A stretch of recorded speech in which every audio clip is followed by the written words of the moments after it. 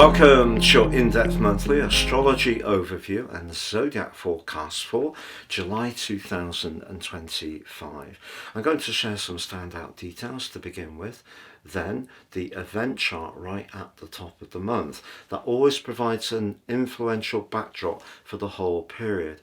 I'll then go through each of the key influences as they feed in, frame by frame, to give a clear picture of what we can collectively expect. Please stay with me. I'll then go through each of the 12 zodiac signs from Aries through to Pisces, which you can relate to in terms of your ascendant, sun or the moon. I'm astrologer Patrick Arundell. A very warm welcome. Thank you so much for all your views and interactions. If you're new here and have any thoughts, please feel very welcome to share them. If you've yet to subscribe to the channel, we have found that 50% of regular viewers are not subscribers. Please help it to thrive and click that sub button, but also the bell notification symbol. And also any likes or comments are also hugely helpful. My new website at www.patrickarundell.com is continuing to grow and evolve. Please join us there. You can sign up for your free daily written horoscope fired to your device each morning. And also you can read your free daily, weekly, monthly, yearly, general, love and Vedic horoscopes, and check out my sensational, if I say so myself, free 3-card tarot. You can also download your free natal chart too, which is excellent. Now, if you'd like to work with me one-to-one, it would be an absolute pleasure. I'm very friendly, and you can check out my testimonials below to see what other people have found.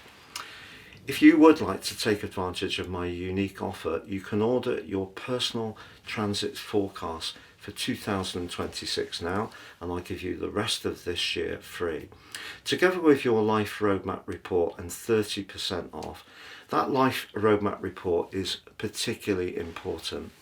It's the most unique statement about us, and understanding the patterns that are played out in our lives can help to steer our movements and actions future forwards in a much more successful way, totally unique to each person they're produced for, and together with your transits helps us to time our moves really succinctly. Please see below for more. This month is going to see 4 retrogrades, and one of them involves Mercury. But as we go into this month, Mercury begins its pre-retrograde shadow. So it could be that things won't be quite as clear-cut as we enter this month. Mercury starts the month in the proud Leo, and it is in an opposition with Pluto. That can see people take very trenchant positions and can be very invested and perhaps even a little stubborn, with both of them being in fixed signs. But also we're going to see Neptune, Saturn, and along with Mercury, Chiron go into their retrogrades. I will unpack all of that for you. We're also going to see early in the month a very dynamic link between the Sun and Jupiter in Cancer. Jupiter exalted there, forging a very vigorous link to Mars in the precise Virgo. I'll share more about that too. And for the first time since in 84 years, Uranus returns to the sign of Gemini. That electric connection is going to transform the way we communicate with one another even more in the years to come. Uranus is going to be here for just 5 months, returning in April next year, but it does forge an immediate alliance with Pluto in the air sign of Aquarius, but also Saturn and Neptune in the fiery Aries, creating an incredibly rare golden triangle, but it's packed full of opportunities. I will go through that too. We're going to see a full moon on the 10th, a full moon in its weakest position through the whole year. What does that mean? On the 13th, Saturn is retrograde. Always interesting, because of course it is going to inverse back into the sign of Pisces on the 1st of September. On the 18th, Mercury goes retrograde, and also on the 22nd, the Sun arrives home in Leo. Ordinarily, this would be something to really celebrate, but this year, Pluto is going to not just face the Sun, it's involved in the Leo new moon of the 24th. So we could argue, as far as the Sun's concerned, the Leo new moon is the most powerful of the whole year. But because Pluto is on the other side of the heavens, and Uranus is also in the mix, it's a very exciting new moon for sure, but it could see some very, very mighty machinations in the wider world around power. Then on the 30th, it's Chiron that's going retrograde through to the 2nd of January. And as the month comes to a close, we do have Venus making her 3rd visit of the month to a zodiac sign and moving into the feeling sign of Cancer. So much to go through, but on the screen now is the event chart. As ever, we need to be mindful of the 2 luminaries. The moon starts this month very close to the south node in Virgo. I think that's really interesting. Virgo energy, particularly with the moon, is great to be virtuous. It's great if you're someone who's a bit more laid back about your environment at home, to have a declutter, be a bit more ordered, try to get things running that much more smoothly. But because it's so close to the south node, I think there could be a temptation to stick with what we know when it comes to our regular patterns that in some ways could inhibit us from evolving. So it's just a thought, but we do have Mars in Virgo, which can be much more self-sacrificing. Mars, of course, can be about ego, but here it is about taking physical action, and it can be to provide services and support to other people. But its link with Jupiter is very energizing, and you can see also with the Sun. So as we go through the first week, and there are things you want to change in your physical environment, you could find yourself with lots of motivation and lots of determination to get those changes done. But I also wanted to just think about, I mentioned to you before about the opposition between Pluto and Mercury, but look at Jupiter and Pluto. They're in a quincunx. That's quite challenging in a way, because Jupiter, exalted as it is in Cancer and so close to the Sun, in some ways is kind of given us a desire for a more peaceful, homely, secure, nurturing environment. Whereas Pluto in Aquarius is really pushing forwards at pace the big revolution that we're going through in terms of technology, information sharing, robotics, artificial intelligence, and so on. But also we need to be mindful that Jupiter is in a square with Saturn as we come into this month, but also Neptune.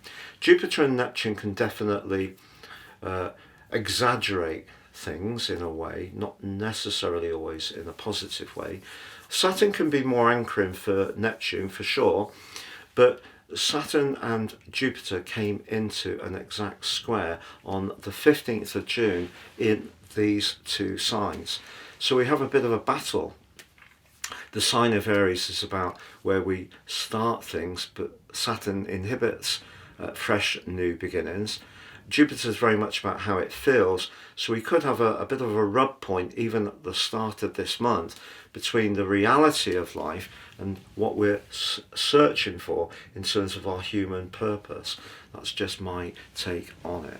Also, you can see that Venus, the relator and the money planet, is at home in Taurus, very close to Uranus. They're going to come into a square on the 4th, so if you are in a relationship which is a bit stuck, there's going to be some radical energies to try to shift things as we begin this month. So as we go into the month, that pre-retrograde shadow with Mercury begins, but Mercury is in that opposition with Pluto, and I think it's a really powerful one. It's important if we're expressing an opinion that we're really invested in, and maybe we're going to be quite assertive about expressing our point of view.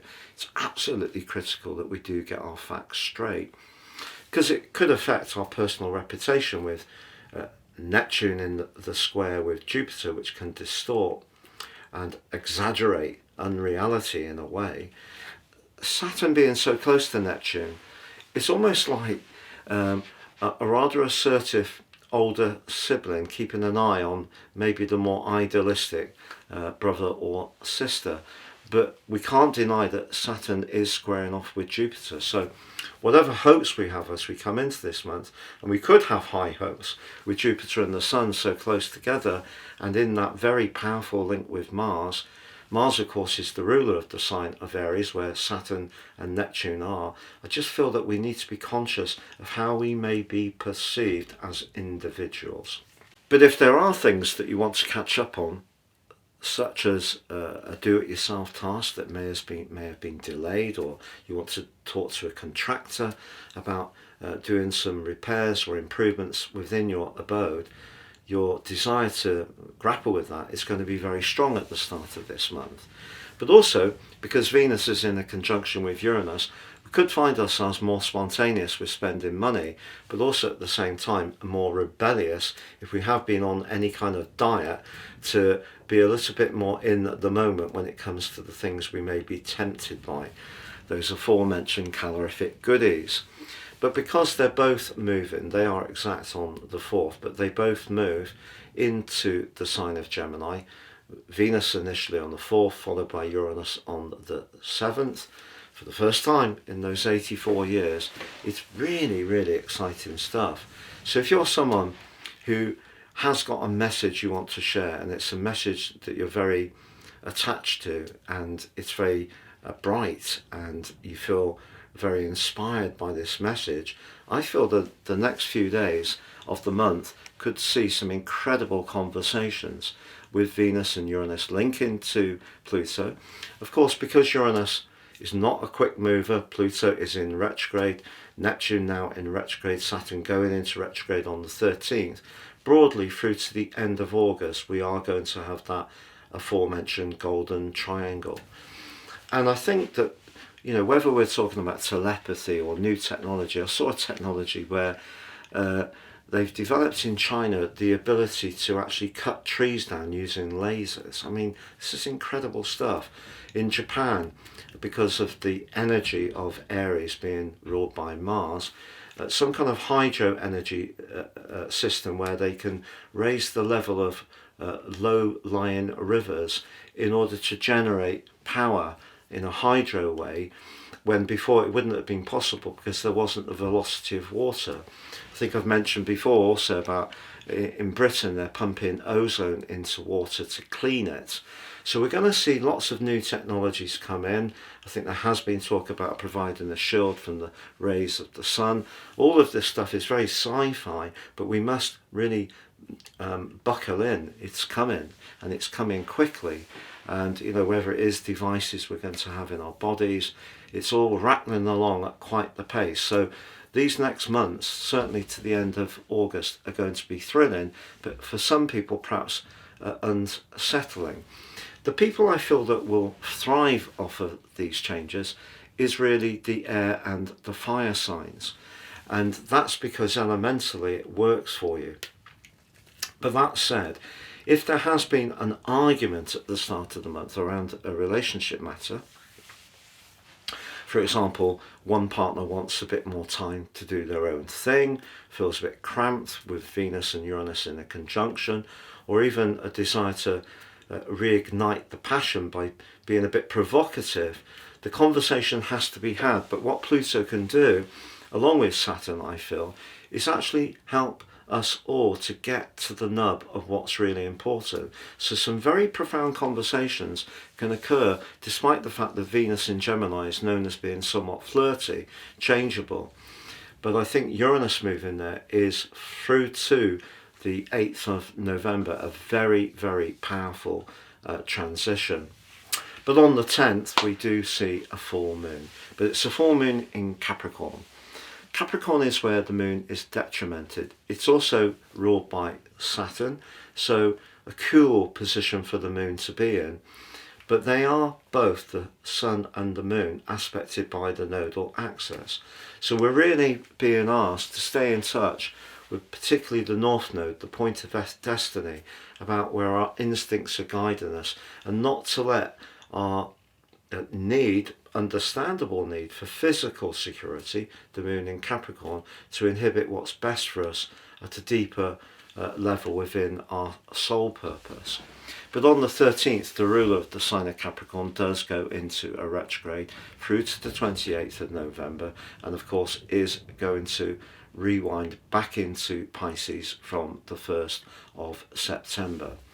The fact that Saturn has nibbled into the first 2 degrees of Aries and will go back through the first or the last 5 degrees or so of Pisces is really symbolic, because they haven't actually been going across these positions since 1996. That's a very long time ago. So if we think back to what was happening then, we get an idea. Essentially, Saturn is about outcome and consequences. But if the last time that they came into an exact conjunction, and they're going to do so again around about the 18th of February next year, what that was asking us to do in Pisces is to understand, have we, with Neptune particularly in Pisces, almost got submerged in the psychological domain, and Saturn's coming along and being a bit cool, perhaps it seems a bit mean, asking us to keep it real. So I feel that this retrograde, in a sense, if we've started anything fresh, it will immediately test it, but it still retains an excellent link with Uranus and Pluto, which I think on the whole will mitigate some of the usual Saturn retrograde energies, except that if we're starting something impulsively without doing the planning, that's really important with Saturn in Aries, we could get found out, and by the early part of September something may just lose its impetus and need to go back on the proverbial drawing board. But on the 18th, Mercury, the communicator in that proud Leo, goes retrograde through to August the 11th, but it's not going to emerge from the post-retrograde shadow until the 25th of August. So we need to just be aware that communication will need care, particularly if we get too attached to things through pride, Leo. The 22nd sees the sun return home to Leo. Loves being here, of course, gives us an opportunity to showcase all the things that bring us joy, whether it is our children if we have them, whether it is our creative and artistic talents, whether it's performance, whether it's playing in a band, whether it's being in a play, whether it's an operatic society, whether it's the arts, whether it's going to galleries, going to shows and concerts. All of those things, whether it's meeting up, mixing and mingling, can be fantastically delightful, but we need to be aware with the 24th new moon in the sign of Leo that does forge an electric connection to Uranus, but it is opposite Pluto. If there's something that isn't working around a sense of freedom, it's going to come up at this time, because I think the sun in Leo can be a little bit controlling, and Pluto on the opposite side of the heavens can see some people use power, Pluto, in a very leveraged way, could disguise it with a degree of charm and flattery, the sun in Leo, but that Uranus energy is suggesting that sudden conversations and communications can really be very unsettling for some people and hugely exciting for others. What will it be for you? Please stay with me for each of those zodiac signs. On the 30th, Chiron, the so-called wounded healer, rewinds 5 degrees through to the 2nd of January in the sign of Aries, where it's been pushing us over recent years to take our individual purpose more seriously. The 31st sees Venus join up with Cancer. Now, I feel it's true to say that Venus does quite like being in Cancer because it's very nurturing, it's caring, but we also have, as the month comes to a close, a cazimi, a Mercury cazimi, but it is a Mercury cazimi that's an inferior conjunction because of the retrograde to Mercury. So there could be a very bright and breezy conversation at the end of the month, but I think Venus is saying if it's about a relationship matter, we need to stay in touch with how it feels. So that's the big picture. Please stay with me as I go through each of the 12 zodiac signs from Aries through to Pisces. Welcome Aries to your in-depth monthly forecast for July 2025. As we go into this month, the Sun is in the part of your situation which is very much to do with nurture. But he's aided by your ruler Mars, which is in the very practical and precise sign of Virgo, and throughout the whole of this month. So as you come into this month, if there are any outstanding strands to do with home maintenance, do it yourself, or chores that you've been putting off, you can find that spark of motivation to actually shift these forwards. If you are someone who enjoys adapting your abode yourself, you can test out your skills with great enthusiasm. But also as we come into this month, we are seeing a combination between Venus and Uranus. And in a part of your situation, which is to do with your foundations. But Uranus can be an unpredictable influence. Venus, of course, can be about money, can be about relating. You might find if you are wanting to make some home improvements, you're looking out for some bargains that can add to your comfort. Perhaps you'll also think about selling off some items you no longer need and decluttering your space. Uranus loves a degree of room. But Venus and Uranus combinations in a conjunction can often mean some kind of unpredictability around relationships. Now, in a very positive way, if there is someone that you're drawn to, getting together and enjoying a lovely meal, the sensual energies of Taurus will really literally feed into that opportunity. Could be a great way to get to know one another.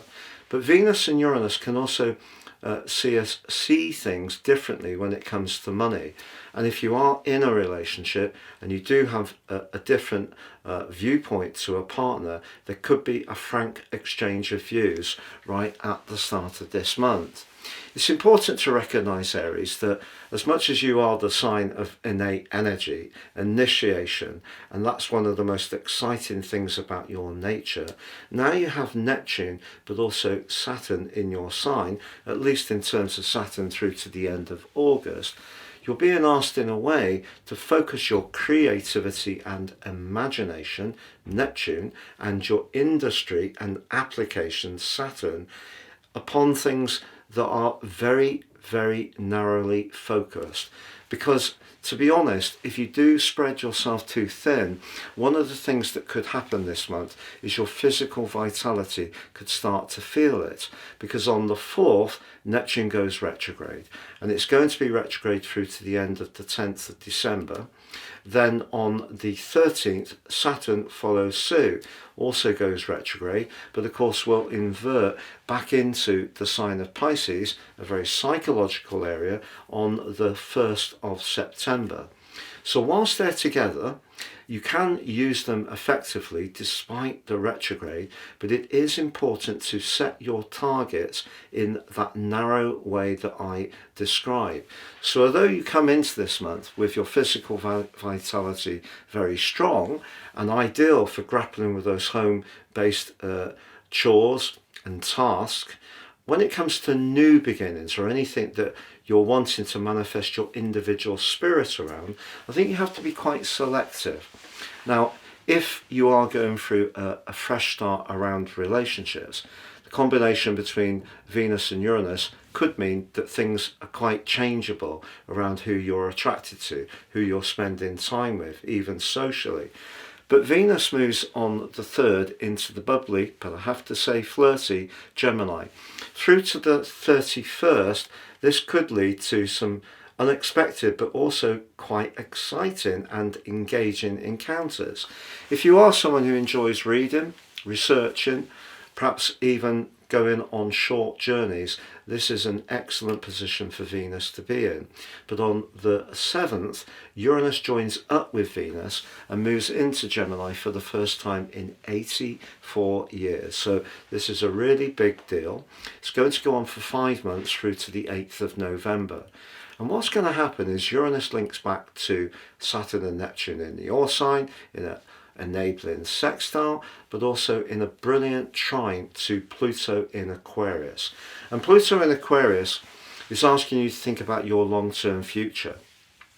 But the conversations that you have that really start to ignite from the 7th can be very exciting indeed. But what they can do is also distract you.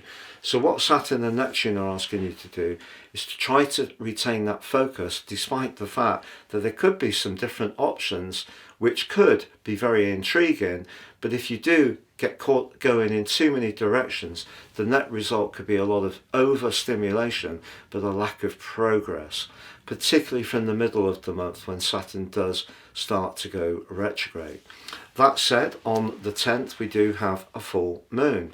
It's a full moon which in a technical sense could be argued to be the most challenging of the year, because it's in Capricorn where the moon is detrimented. Here the moon for you is high in the sky, makes it much more difficult to disguise our feelings, but of course the sign of Capricorn is innately traditional and perhaps a little bit cautious, whereas the moon going face to face with the sun in the feeling sign of Cancer, which the moon rules, is asking you to be very much in touch with how things feel. The moon in Capricorn could make you mindful of your status, your job, how people view you, the more external side of that security. What's helpful is the nodal axis, because they're saying to you, if you tune into your instincts, something that I think Aries people have a gift for, that will help to guide you. But that could mean that when it comes to a home, property, family or professional issue, you don't necessarily take a decision which other people think seems logical, because you're tuning in to that sixth sense. With Saturn going retrograde on the 13th, which will go on to the 28th of November, but of course it inverts back into Pisces on the 1st of September. If you are trying to start something new, it's not necessarily going to be a straight line. And with Mercury going retrograde on the 18th, that really underlines that. In fact, as we come into this month, Mercury enters its pre-retrograde shadow. So all sorts of communications about playfulness, dates, expressing your talents, Mercury in Leo, could be a little changeable, or at times mysteriously blocked from the start of the month.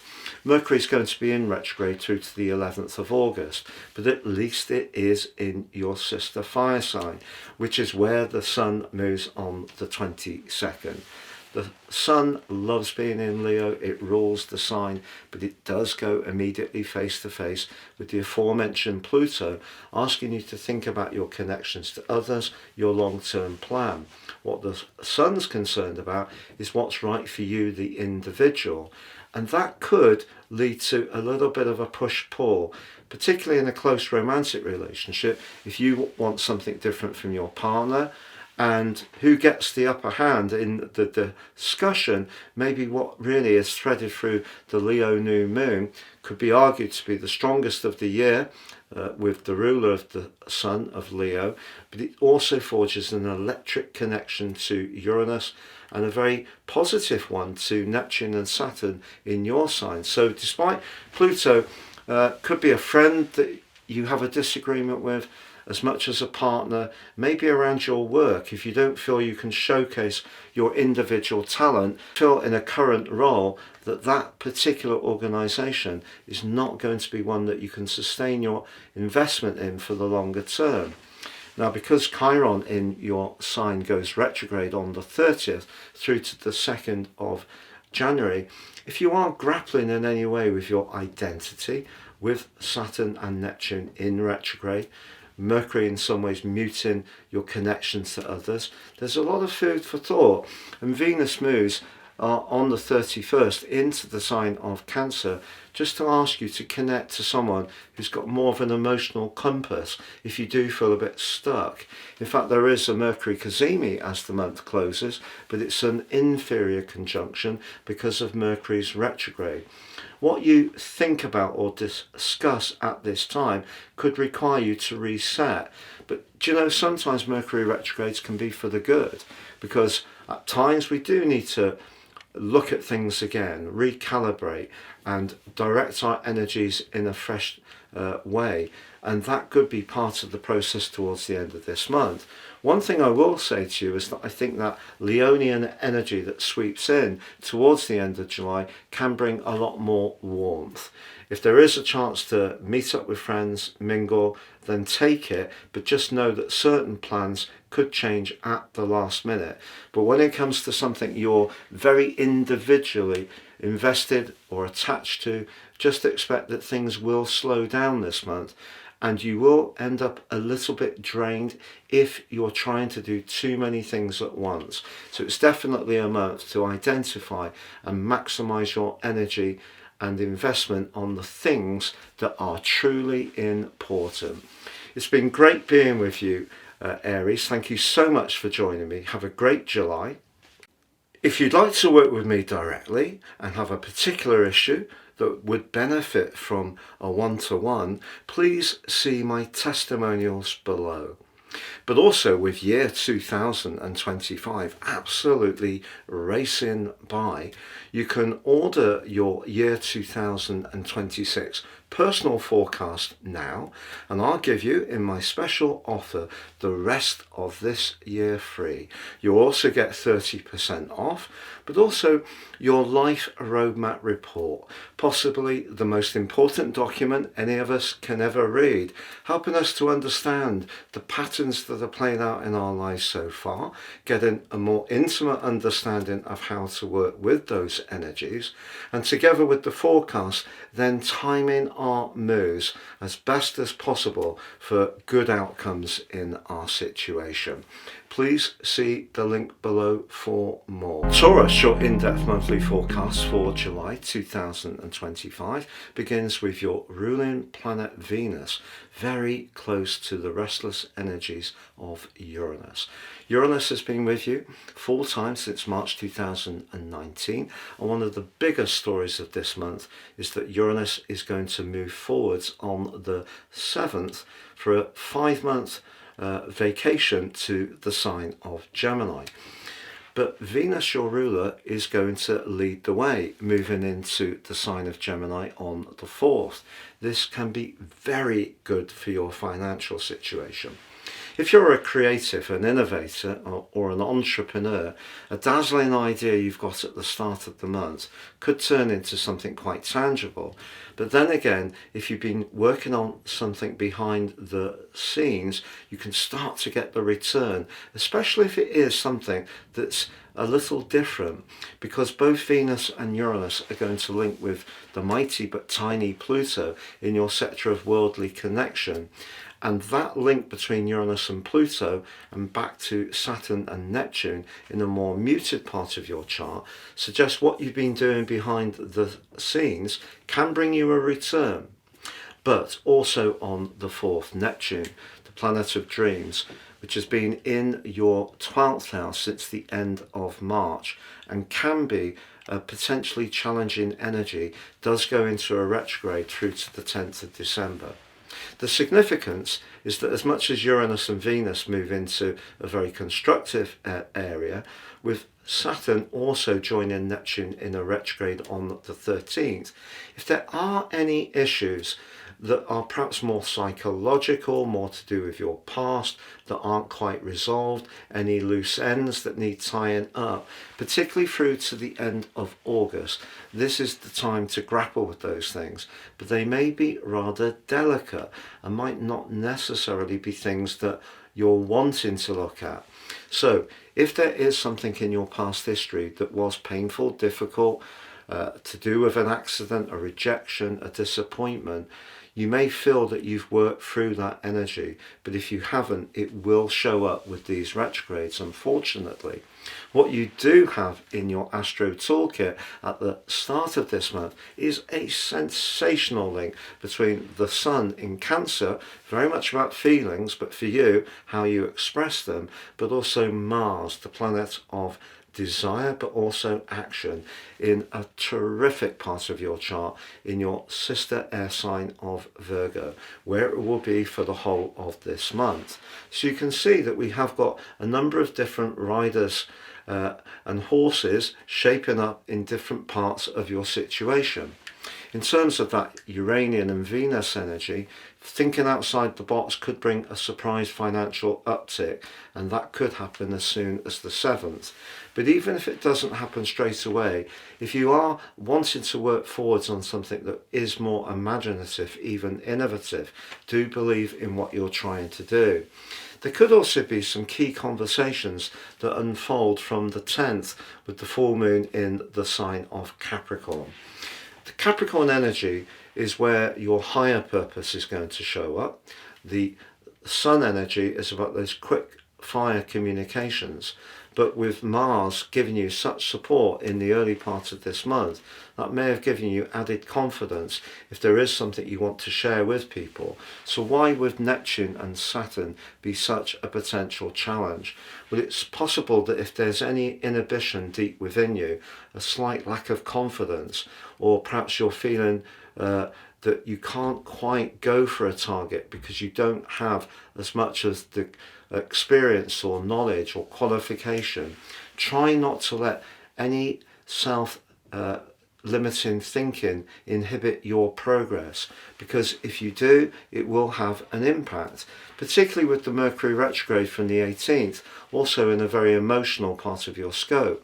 But the Sun bursts into its home on the 22nd, but does go face to face with the mighty but tiny Pluto, and that's threaded into the new moon of the 24th.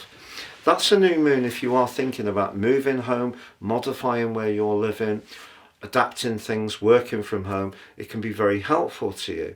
What's not to like? It's just that Pluto suggests that someone around you may want in some way something from the situation that in a manner blunts what you feel is right for you. With Chiron also going retrograde on the 30th, if there is anything outstanding from your past, to be honest, that's a real opportunity. And through to the 2nd of January, you may find quite a lot of old issues being finally solved and released, which could be very therapeutic.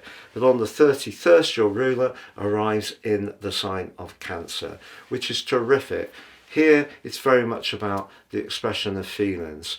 Feelings for you works well because your sign is actually a place where the ruler of Cancer, the moon, is exalted. So the water is carried by your earth, so there's a good conductivity. But even so, with the Sun in that 4th house, along with that Mercury retrograde coming into a GEMINI as the month draws to a close, there may be some tender matters that do need to be talked over. Sometimes I feel that if you get frustrated because you feel that people are not perhaps as obliging or as available as you would be for them, that can see you speak more directly. There is a potential for that at the end of this month. So to summarise this July for you, Taurus, initially you can start off at quite a pace. There's also the chance for you to draw someone to you in a romantic context, particularly if you're single.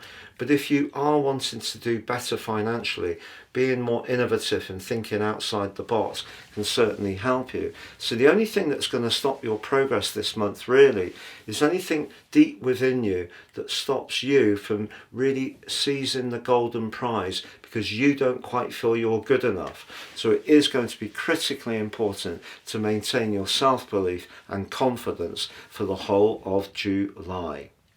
If you'd like to work with me directly and have a particular issue that would benefit from a one-to-one, please see my testimonials below.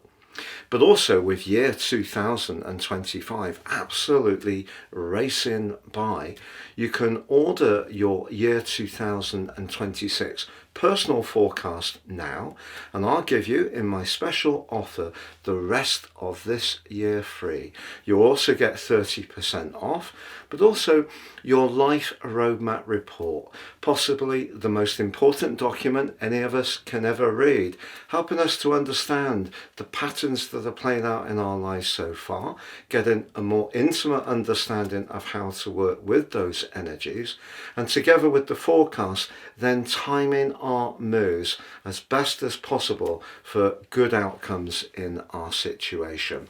Please see the link below for more. Gemini, your July monthly forecast begins with your ruling planet Mercury entering its pre-retrograde shadow.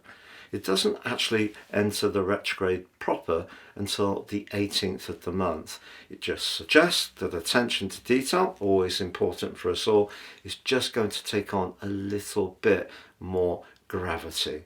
But as we go into this month, there is also a high energy link between the Sun and Mars. Mars is in your 4th house. To be honest, it can be a bit prickly there, a bit moody and up and down. The 4th house can be about home and emotional issues. Mars, of course, is about action, assertion. If you are wanting, for example, to push forwards with a delayed plan about moving home, making some adaptations, working from your residency, or perhaps improving by completing some repairs or upgrades, the chances are you can set things in motion as this month begins. But there is an electric connection between Venus and also Uranus at the start of this month, which could tease into the open a relationship or financial issue that is or will prove to be somewhat unexpected. If you've been feeling unhappy in an existing relationship, this could be a key moment of the whole month. Venus is going to move into your sign on the 4th. If you're not happy, the combination of Venus and Uranus could give you the push to separate from something that you feel has run its course. But equally, because Venus can be about money, something could come up, a revelation, a person's viewpoint, may be for, may not be so supportive, but some kind of uncertainty can come out with that combination. But with Venus moving into your sign on the 4th, to be joined for the first time in 84 years by Uranus on the 7th, that is truly significant. For 5 months initially through to the 8th of November, you have a chance to move more into the moment, because Uranus going through your 12th house full time since March 2019 has not been an easy influence for a lot of twins. At times, it may have felt that you've been on edge or restless for no apparent reason. You've been pushed or provoked by Uranus to become much more conscious of the psychological domain. Uranus is the truth seeker as well as the disruptor, and maybe there's part of your way of being which is very logical and very communicative, but not so comfortable with the emotional sphere that Uranus has been asking you to grapple with. But as Uranus and Venus combine, linked to Pluto in your fellow air sign of Aquarius, but also back to Neptune and Saturn, actually through to the end of August, a glorious opportunity for you to start something afresh, particularly around your long-term plan. The intriguing part of all of this at the start of the month is that Neptune in your sector of friendship and long-term plans and higher values does go into a retrograde. It's going to be joined by Saturn on the 13th. So even if you do have a long distance view, it might not, even with Uranus's help, rattle along at quite the pace you might like, particularly with Mercury set to go retrograde on the 18th. That doesn't mean to say it doesn't have value. So what you're shaping up now could be something that's a rehearsal for something that becomes much more evident to you around about the middle of February next year. But if you're an early born Gemini, you can feel the blast of this wonderful energy almost straight away. It can be very, very exciting for you and gets you on the front foot and into the present in a very powerful way. That said, we do have on the 10th a full moon. It's a full moon which sees the moon in its most vulnerable position, as it is debilitated in Capricorn, which could make you very much focused on the ins and outgoings around your finances. Now that's not a bad thing, because obviously if we're examining our immediate costs, but what the potential value is further down the track, the position of the moon in Capricorn, that's a good appraisal to go through, but it's also a time when some sudden expenses could come up. But it could be a time also with the nodal axis involved when something to do with your professional or worldly connection could reorientate your future plan when it comes to ambitions. But you need to feel that the foundations in your world are working. So if something is out of kilter and you're paying over the odds for any kind of basic service, whether it's a utility, an insurance product, the cost of your fuel, your groceries, you're going to be wanting to tease out more value with that combination. Now, Saturn joins up with the aforementioned Neptune on the 13th in that retrograde. To be honest, through to the end of August, if you've got some fair weather friends, you're going to find out about them. Neptune can distort and erode, Saturn can limit, but equally the converse could be true. You could become much more conscious of who has got your back and who your values align to. So a long-term plan, as I mentioned before, might not be going quite as quickly as you would like, but at least you're becoming much more aware of what's really important within that plan and perhaps being pushed to develop a strategy of how to achieve it. Communications of all kinds may require extra care from the 18th through to August the 11th. As ever, with Mercury retrograde in the 3rd house, misunderstandings with text messages, emails, siblings, neighbours in your community, online, social media could be very much to the fore. But Mercury retrogrades give us a chance to rethink. And the area that you could be thinking about is your beliefs, your world view. That could go through some kind of shift. In fact, that could become more to the fore on the 22nd when the Sun roars home into the sign of Leo. The Sun loves being here. This gives you more confidence to express and showcase your ideas, but it is challenged by the mighty Pluto. If there's a legal or contractual matter that is unresolved, it could come up in a very big way on the Leo new moon of the 24th.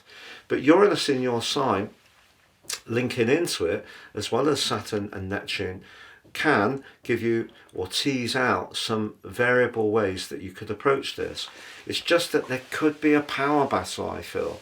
If your views or philosophies are starkly different from someone else's, that's going to show itself for a month from the 24th of this July. But on the 30th, Chiron, the so-called wounded healer, which can be a superpower and can make you much more conscious of where you can use your skills, experience and knowledge to assist others, goes into a retrograde through to the 2nd of January. But again, it could be making you more conscious of who the friendships are that are worth investing in and who may need to make way. Sometimes our connections to others are because we have a shared interest.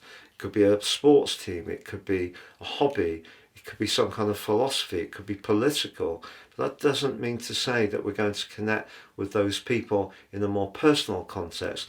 And that could be what becomes much clearer to you over these next few months.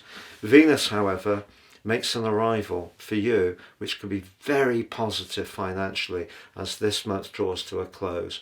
And if you have been waiting to hear news on something that could have an impact on your long-term finances, this is going to be a pivotal time. But there is a Mercury cazimi, an inferior conjunction, as July comes to a close. It's in that 3rd house.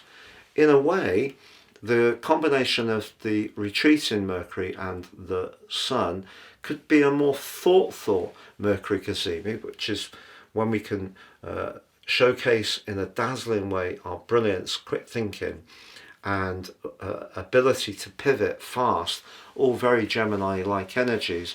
So you are going to have the chance to do that at the end of this month, and perhaps it is linked to that financial aspect with Venus entering the sign of Cancer. But essentially this is a month where if you have a long-term plan, you have connections to others, you have particular ideals that are important to you, that could get challenged later in the month. with that very powerful opposition between Pluto, the Sun, and also with the position of Mercury in that retrograde. But also this is a month which can open up new frontiers for you, and those frontiers could be extremely exciting, but particularly if you're born at the early part of Gemini. If you'd like to work with me directly and have a particular issue that would benefit from a one-to-one, please see my testimonials below. But also with year 2025 absolutely racing by, you can order your year 2026 personal forecast now, and I'll give you in my special offer the rest of this year free. You'll also get 30% off, but also your life roadmap report, possibly the most important document any of us can ever read, helping us to understand the patterns that are playing out in our lives so far, getting a more intimate understanding of how to work with those energies, and together with the forecast, then timing our moves as best as possible for good outcomes in our situation. Please see the link below for more. Welcome Cancer to your in-depth monthly forecast for July 2025. The month begins in powerful fashion with the Sun in your sign arcing towards the planet of action Mars in a quick moving part of your scope, the third house. This is brilliant for physical vitality. If you're wanting to get fitter or just enjoy the activities available to you, you're going to do so with relish. But this is also a month which begins with a pre-retrograde shadow to Mercury. Now, Mercury won't go into its proper retrograde until the middle of the month on the 18th, but just be really very cautious when it comes to your financial analysis. But also at the start of this month, we do have Uranus and Venus cresting together in a very lively way. There could be a surprise invite socially at the start of this month, or will be an arc of attraction to someone in your social circle. It's possible. In an ongoing romantic relationship, if things have become a little bit too dull and a little bit too routine, why don't you do something completely different to try to reignite that spark and flame of passion? But equally, if you're in a relationship for the long term that you don't quite feel is going to work for you, then it's possible you may rethink. And the reason for that is that both Venus and Uranus, in the case of Uranus, for the first time in 84 years, move into a sheltered part of your scope, where you did have, if you recall, Jupiter until early last month over the last year. And I feel that Jupiter in your 12th house did actually help to give you a lot of extra understanding about your deeper needs. But Uranus can be a very restless, very unpredictable energy, of course. And the 12th house can be where we need to have more quiet time. So on one hand, the energy of the Sun in your sign and along with Mars sees you out there engaging, but the energy between Venus and Uranus could see you suddenly think about someone from your past, or if you're in a relationship which you don't feel is going to work for the longer term, there may be a sudden separation.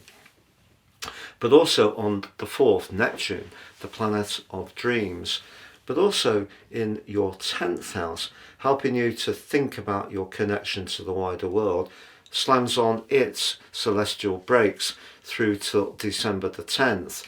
This is an annual 5-month event.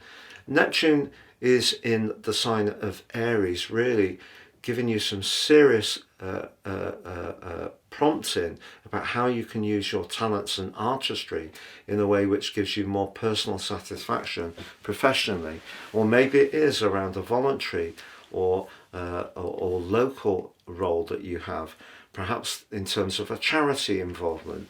But with Saturn also in this area going retrograde on the 13th, if you're not happy in a professional relationship, the fact that Venus and Uranus have gone into your 12th house could see the end of that involvement. And all of this can come to the boil on the back of the full moon in your opposite sign of Capricorn on the 10th. The moon in Capricorn is where it's at its weakest in its entire journey. It's detrimented there.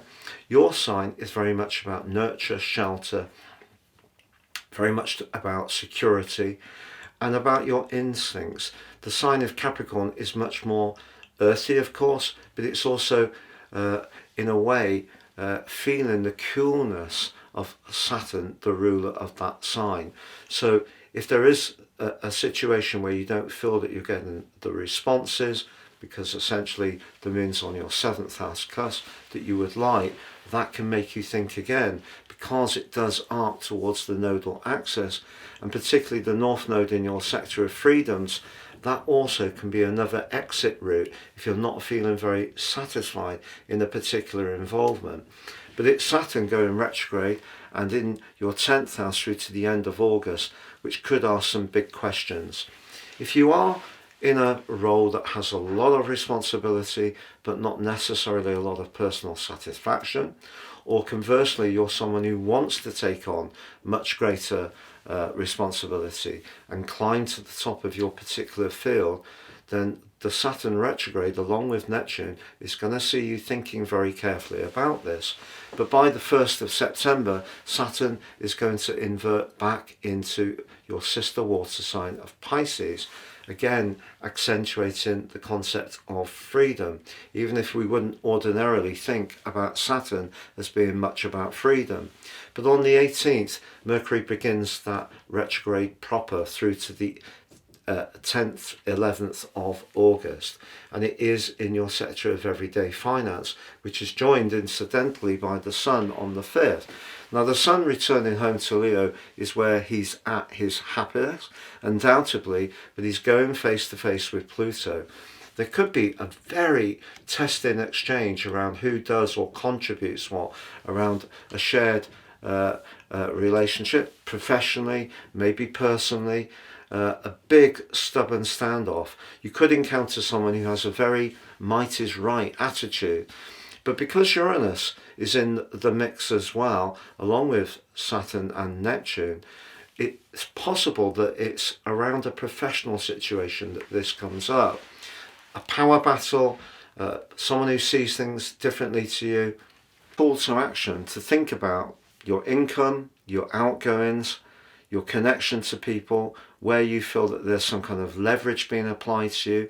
But again, if it doesn't feel comfortable for you with Uranus in the mix in your 12th house, you may want to withdraw into your own world to create space. And that may mean, therefore, letting go of something that has been valuable to you but doesn't really fit your higher purpose. Chiron going retrograde in your sector of professional connection through to January the 2nd is another case in note on the 30th. We also have Venus joining your sign on the 31st. If you do need to find a new way forwards, Venus, I think, is going to be part of this, but just know that Venus is also squaring with Saturn as this month comes to a close. We also have an inferior conjunction, a Mercury cazimi, and again, a lot of discussion around the ins and outgoings in your situation. So although this month starts off at a rattling pace, with that glorious link between the Sun in Cancer and Mars in Virgo, and that electric connection between Uranus and also Venus, I think essentially the more psychological, hidden, or parts of your situation that have been sheltered so far could call out for your attention. And if something isn't giving you the satisfaction that you hoped it would, a radical change is possibly in the celestial works. That said, a financial matter may also need rethinking, but when it comes to the ins and outgoings in your situation, or where you're most invested or committed, you have to feel that you're part of things. If you feel it's too competitive or there's too many demands for you, that's why you may be thinking of a different kind of fresh start as July comes to a close. If you'd like to work with me directly and have a particular issue that would benefit from a one-to-one, please see my testimonials below. But also with year 2025 absolutely racing by, you can order your year 2026 personal forecast now, and I'll give you in my special offer the rest of this year free. You'll also get 30% off, but also your life roadmap report, possibly the most important document any of us can ever read, helping us to understand the patterns that are playing out in our lives so far, getting a more intimate understanding of how to work with those energies, and together with the forecast, then timing our moves as best as possible for good outcomes in our situation. Please see the link below for more. Welcome Leo to your in-depth monthly forecast for July 2025. Julys are always exciting because the sun returns to your sign. You're also going to have a very powerful new moon this year on the 24th, which is going to arc to the newly arrived Uranus, the planet of surprises, of higher truths, but of provocation, which moves into an incredibly social part of your scope on the 7th. That's going to follow on from Venus, but right at the start of the month, they are actually coming together in the part of your chart to do with your connection to the world. If you are someone who's a creative, or you've got an imaginative part of your nature, you could showcase it brilliantly as July begins. If you're someone who perhaps is more usually rooted in some kind of organisation or structure, you might find that what has felt comfortable in the past can start to close in on you somewhat. You might push yourself a little bit outside your comfort zone and be really up for some kind of radical change, perhaps even around your work. But what the Sun and its fantastic link with Mars in the first week of this month is saying to you is to listen to your instincts to guide you, Leo. Because if you do, whether it is about money, Mars is very much about desire in the second house, everyday money, life foundations, that instinct that you get, that nudge, is going to be critically important. In fact, talking about nudges, we are going to have a full moon on the 10th in the practical and earthy sign of Capricorn. Now that's very much for you to do with those everyday life chores and details that we need to attend to. The Sun, on the other hand, in a very psychological area. If you are feeling a bit weary, I think it's going to be important to think about how you can create diversions for yourself. And because we do have Venus and Uranus, in the case of Uranus entering the sign of Gemini for the first time in 84 years, but linking magnificently to Pluto in your sector of relating, but also Neptune and Saturn in the part of your chart to do with expansion, it does really prime up a chance to set fresh targets or to approach things in a more innovative and imaginative way. So, as I mentioned before, if you are someone who in the past has felt just a little more comfortable, not necessarily playing it safe, but certainly existing within structures that have been predefined. So you could find yourself developing a much more individualistic streak this month, or particularly with that full moon on the 10th, pushing other people to take a bit more responsibility when it comes to the domestic chores, or if you're doing rather too much for others at work but don't feel particularly appreciated. Again, that nudge, that intuitive nudge, comes from the North Node, which actually links very well to that particular lunation. So by the time we get to the middle of the month, we get the second retrograde, because Neptune, the planet of dreams, which joined your sister fire sign on the 30th of March, goes retrograde on the 4th, followed by the stern Saturn on the 13th, both for 5 months. Now in the case of Saturn for you is going to invert back into your 8th house of shared finances on the 1st of September. But if you are planning a holiday, a vacation, you want to do something different, the combination of these two in retrograde is not saying you shouldn't do it, but just be mindful of your physical vitality. Because if you are wanting to do something fresh, there's probably another part of your existence that you need to keep working in a metronomic and organised way. That said, when Uranus arrives on the 7th into the friendliest part of your chart and the area, it's very much to do with your network, your long-term plan, your higher purpose.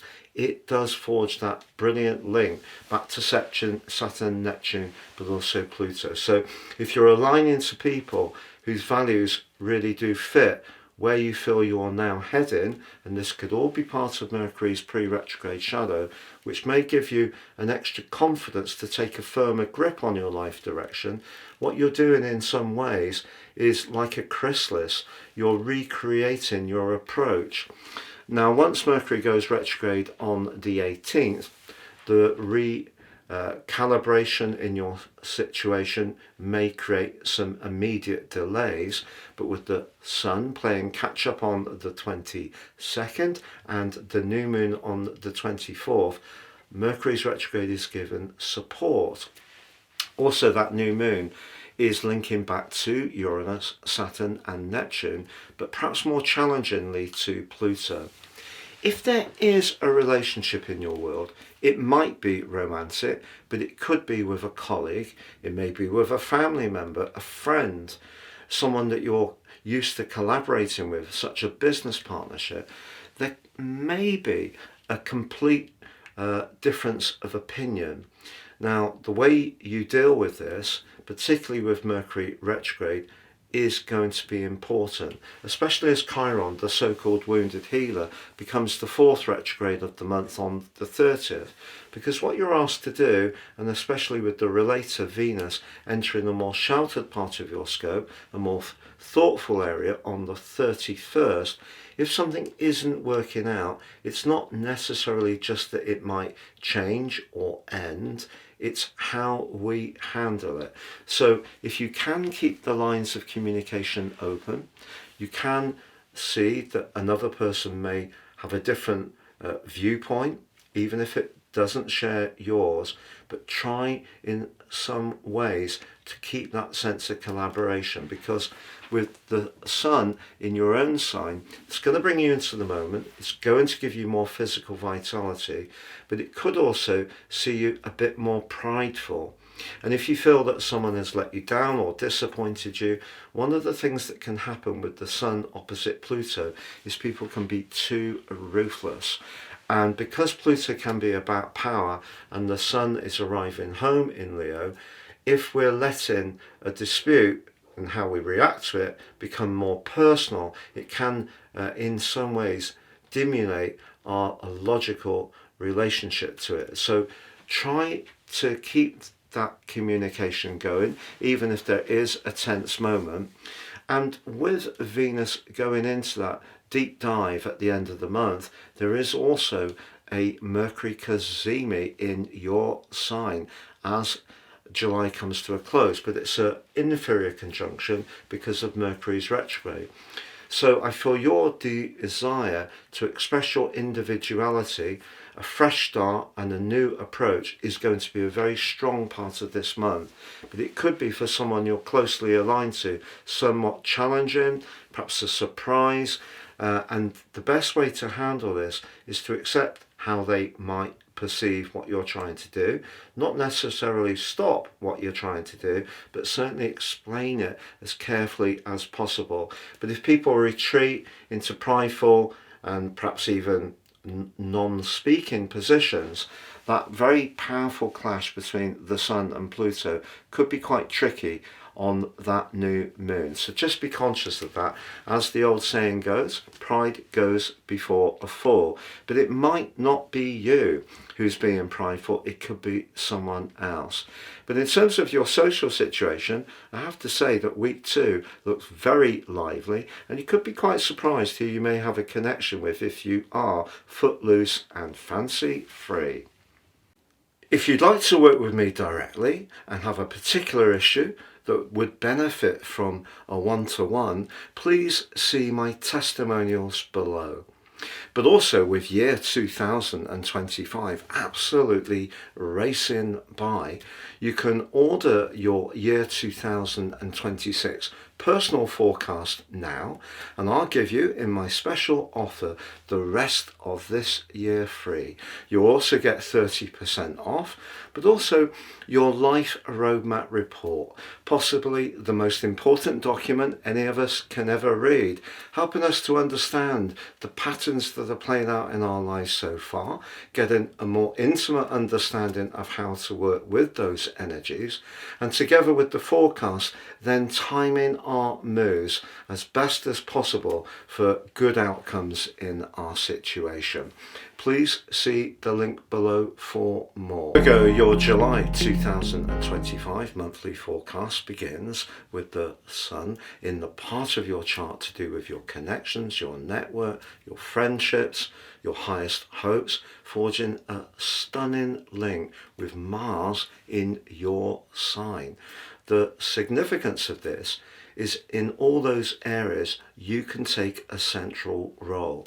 So if you want to be more assertive, more action orientated, or more self-confident, you're going to find the world is ready for it as you go into this month. Just be aware, however, that your ruler Mercury is going to go into a retrograde on the 18th of this month. It does start July, just entering its pre-retrograde shadow. So even though you can be very dynamic at the very start of July, just be conscious of what the deeper motivations are that you have.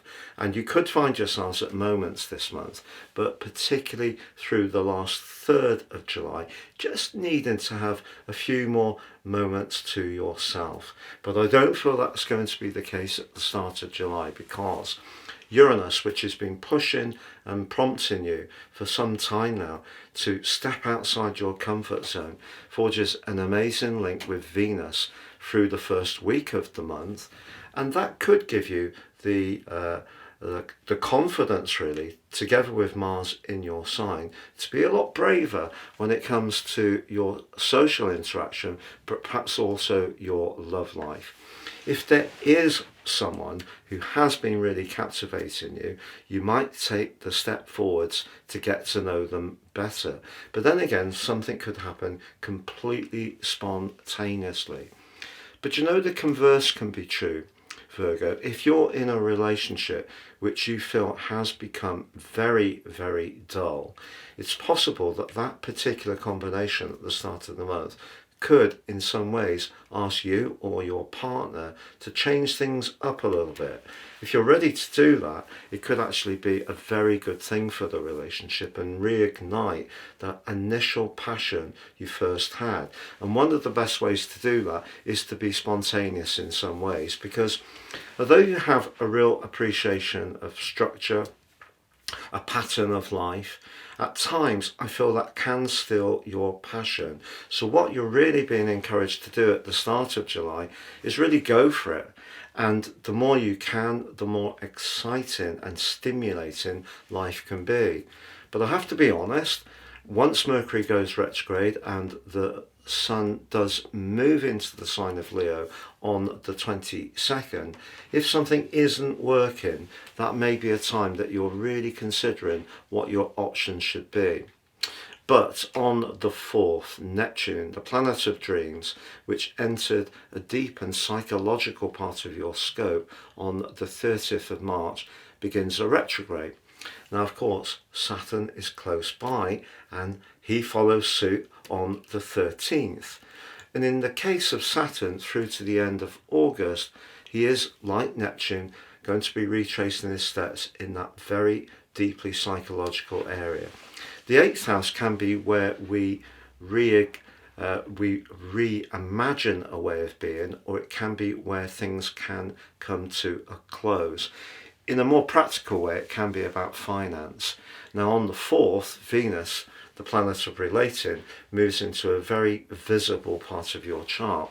Don't underestimate how much charm can help you to make progress, but particularly if you are applying for a new job, because that compulsion to be more daring at the start of the month doesn't have to be just around your love or social situations. It It can definitely be professionally as well. And with Uranus playing catch up with Venus on the 7th, moving into Gemini for 5 months for the first time in 84 years.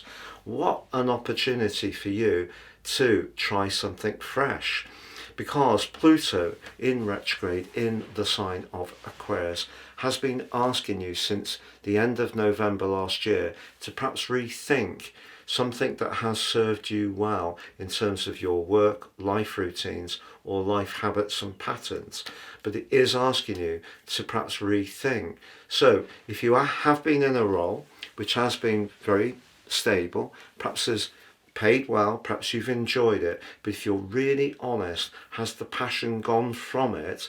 This could be a time over these next 5 months when you do think about doing something completely and utterly different. And I actually feel it would be really very positive for you if that were the case. Now on the 10th we have a full moon in the practical and earthy Capricorn, which of course you share that earth triplicity with, but it's linking to the North Node in the relating part of your situation. For you, that position of the moon is very much about joy and your personal self-expression. If a friendship has become a little bit too demanding and you're feeling that the needs of that other person is closing in on your time and ability to express your talents, or to just be a bit more free in what you want to do, perhaps this is also about a relationship, that full moon could certainly give you food for thought, as can Saturn going retrograde on the 13th through to the end of November.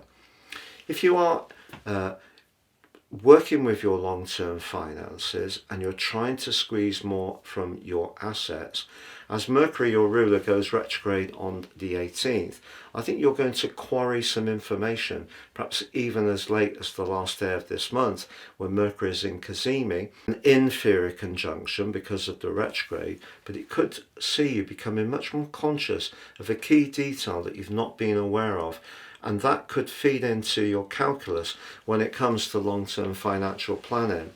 But on the 22nd, the Sun returns to its home sign. It loves being in Leo, but for you, this is that part of the year for the following month where you have an opportunity to reflect, recharge and heal. We all need that period of review. The new moon is, however, linking to Uranus, but also in an opposition with Pluto.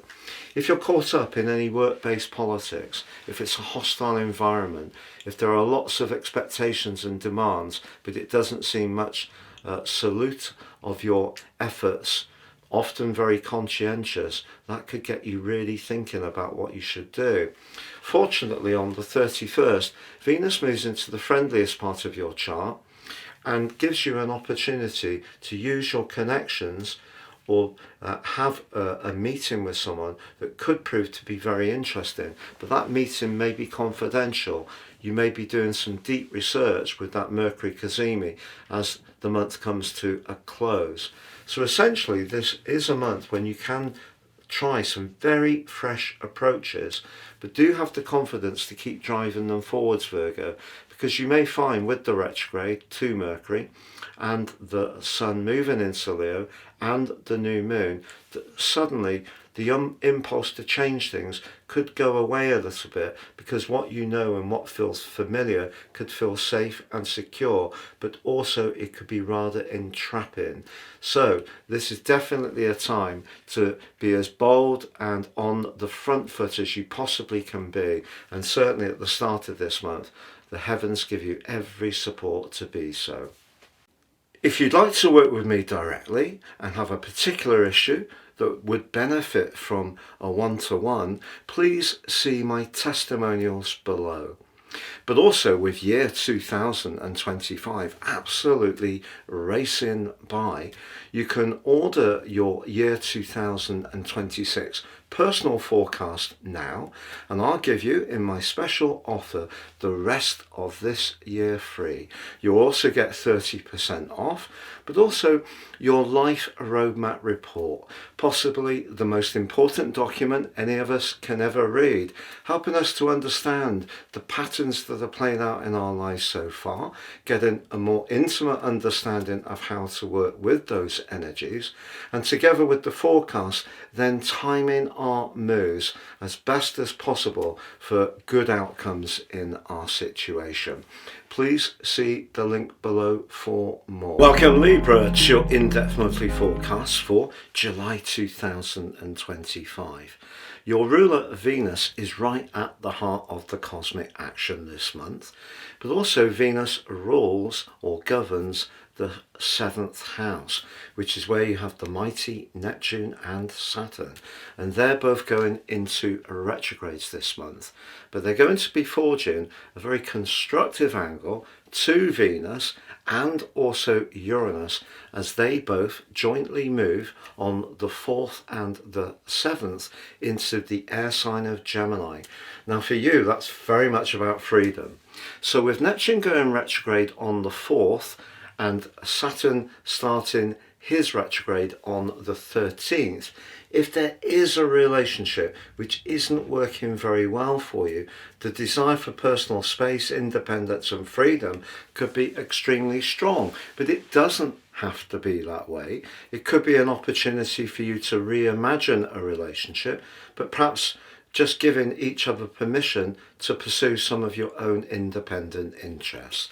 So if we go back right to the start of the month, the Sun is in a very authoritative part of your chart. The chances are what you do for a living, how you connect to the world at large, your goals and ambitions are going to be in focus. Interestingly, through week 1, Mars, the planet of desire, locked away in your 12th house, is linking well with the Sun. Is someone from your past professionally going to be in contact? It wouldn't be a surprise. Or perhaps your past experiences and knowledge can now be manifested in some kind of new and fresh way, because right at the start of this month, your ruler Venus is in a conjunction with Uranus in the sign of Taurus. And of course, Uranus has been there 4 times since March 2019, but it hasn't been a particularly easy journey, especially when it comes to long-term finances, anything to do with very close or intimate relationships, because of course Uranus likes space, likes freedom, but also can be a little erratic. So the fact that they do crest together right at the start of this month may provide some kind of revelation around those areas, some extra clarity.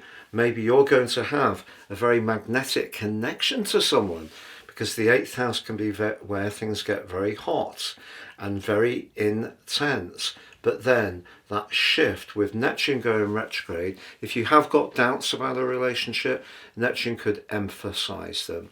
But on the 4th, Venus moves into Gemini. It's bubbly here, it's flirtatious. It's brilliant if you're traveling anywhere, or you get the urge to do so rather spontaneously when Uranus plays catch up for the first time in 84 years, arriving in Gemini on the 7th. But what Uranus is going to do is link back to Saturn and Neptune, but also back to Pluto in the part of your chart that's to do with expressing your heart's desire. So I feel something really exciting can shape up for you, and with the Sun in such an assertive area, that can give you the confidence to take some steps forwards. In fact, in week 2, Mercury, which starts this month in a very friendly, interactive, networking part of your chart, although going into its pre-retrograde shadow on the first day, forges a fantastic link to Venus, your ruler. There may be an option to get together with a group of people, a sudden invitation which delights you. Maybe someone in your social circle is going to take on a greater fascination for you. But I think the 10th and the full moon could be somewhat more challenging. That high in the sky sun is challenged by the moon in the part of your chart to do with your immediate emotional needs, but in the sign of Capricorn, which doesn't work so well with the moon. The moon here is detrimented. Fortunately, the nodal axis does play into this particular lunation, but if something is out of kilter between your worldly interactions and what you're getting from it, how much you're enjoying it in terms of your soul connection, or perhaps the needs of people close to you, you know, whether it's older folks in your family, younger folks, some kind of rebalancing might be necessary, which of course is something that's quite central to your nature. The 13th, however, could be a bit tougher because through to the end of August, Saturn in the sign of Aries is going to be retracing its steps. It will then rewind on the 1st of September back into the practical 6th house, where it's been for the last couple of years and has been rather tiring and has seen you have a lot of onerous responsibilities. But if you do need to put a boundary in, if you need to reinforce something that's important for you, if you feel that someone's perhaps taking you a little bit too much for granted, Saturn can be an asset. But on the 18th, a long-term plan may need some further thought as Mercury goes into its retrograde in the sign of Leo through to the 11th of August. When it comes to your social plans, those could be somewhat fluid. But as I'm always saying with Mercury retrogrades, don't see it only as a negative. It can also be an opportunity. But you could find yourself having a change of heart about something. But on the 22nd, the sun rises into Leo, which it rules, it loves being here, supports Mercury. And we do have a new moon on the 24th. It's very complex. On the whole, I think it's very positive. It links brilliantly to Neptune and Saturn and also Uranus and back to Pluto. So we've got a golden triangle. Incredibly rare, but because Pluto and the Sun are in opposition, if there is some politics in your world, whether it is around your love life, whether it is around where you want to assert your command or control over a situation because you feel you need to and someone resists that, some kind of power dynamic could play out. In fact, on the 30th, we have the third retrograde in your sector of relationships. So I think it's possible that if you are in a relationship that isn't quite working, with Chiron retrograde through to the 2nd of January next year, the need to rethink things, particularly with Mercury retrograde as well, is probably very strong, especially with Uranus and Venus at this stage in very independent, freedom-loving parts of your chart. However, Venus does end the month moving to the very top of your chart, and whatever it is you're dealing with, your natural diplomacy can definitely be an asset. But also there is a Mercury cazimi on the last day too, an inferior conjunction as the Sun and Mercury meet together in Leo.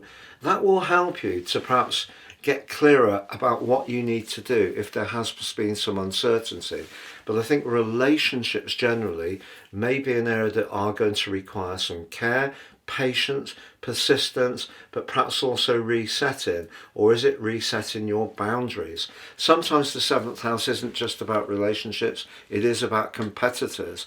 It can be where we need to be combative, as well as perhaps take on people who are our challengers. But it also gives you a chance to show, after those long Pluto in Capricorn years, what you have learned and assert what you truly need. So I think with your ruler Venus spending much of this month in a freedom-loving area, your relationships need to be very authentic and truthful for them to keep going forwards, or else that could be the area of rethinking.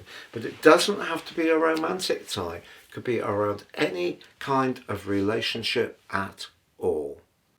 If you'd like to work with me directly and have a particular issue that would benefit from a one-to-one, please see my testimonials below.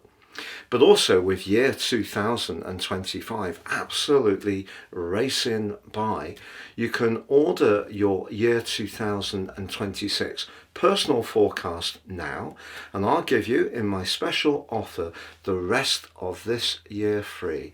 You'll also get 30% off, but also your life roadmap report, possibly the most important document any of us can ever read, helping us to understand the patterns that are playing out in our lives so far, getting a more intimate understanding of how to work with those energies, and together with the forecast, then timing our moves as best as possible for good outcomes in our situation.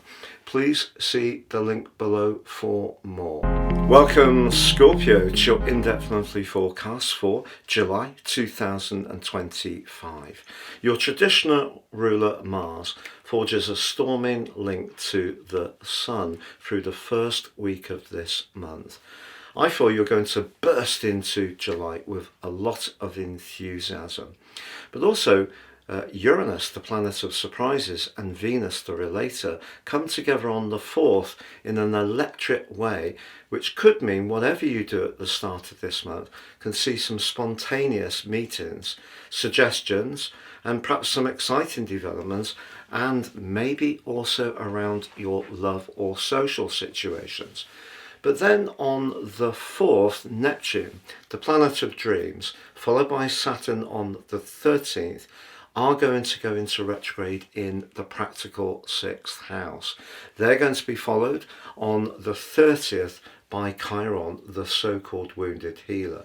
So as much as you start this month feeling very enterprising, in the mood for some adventure, travel, doing something off the cuff, and that's all very positive, I feel as the month goes on, there may be the need to look at some of life's practicalities step by step, and that could also be to do with your work, because as much as you may fancy a change, and as we know, a change can be as good as a rest, it may be around your professional situation as much as your hobbies, your social world, or your personal interests. And that's because Mercury, the planet of communication, is the 4th player that slams on the celestial brakes this month, but it does start this month in the part of your chart that's to do with your connection to the wider world. It's going to be joined by the Sun from the 22nd as he returns home to Leo,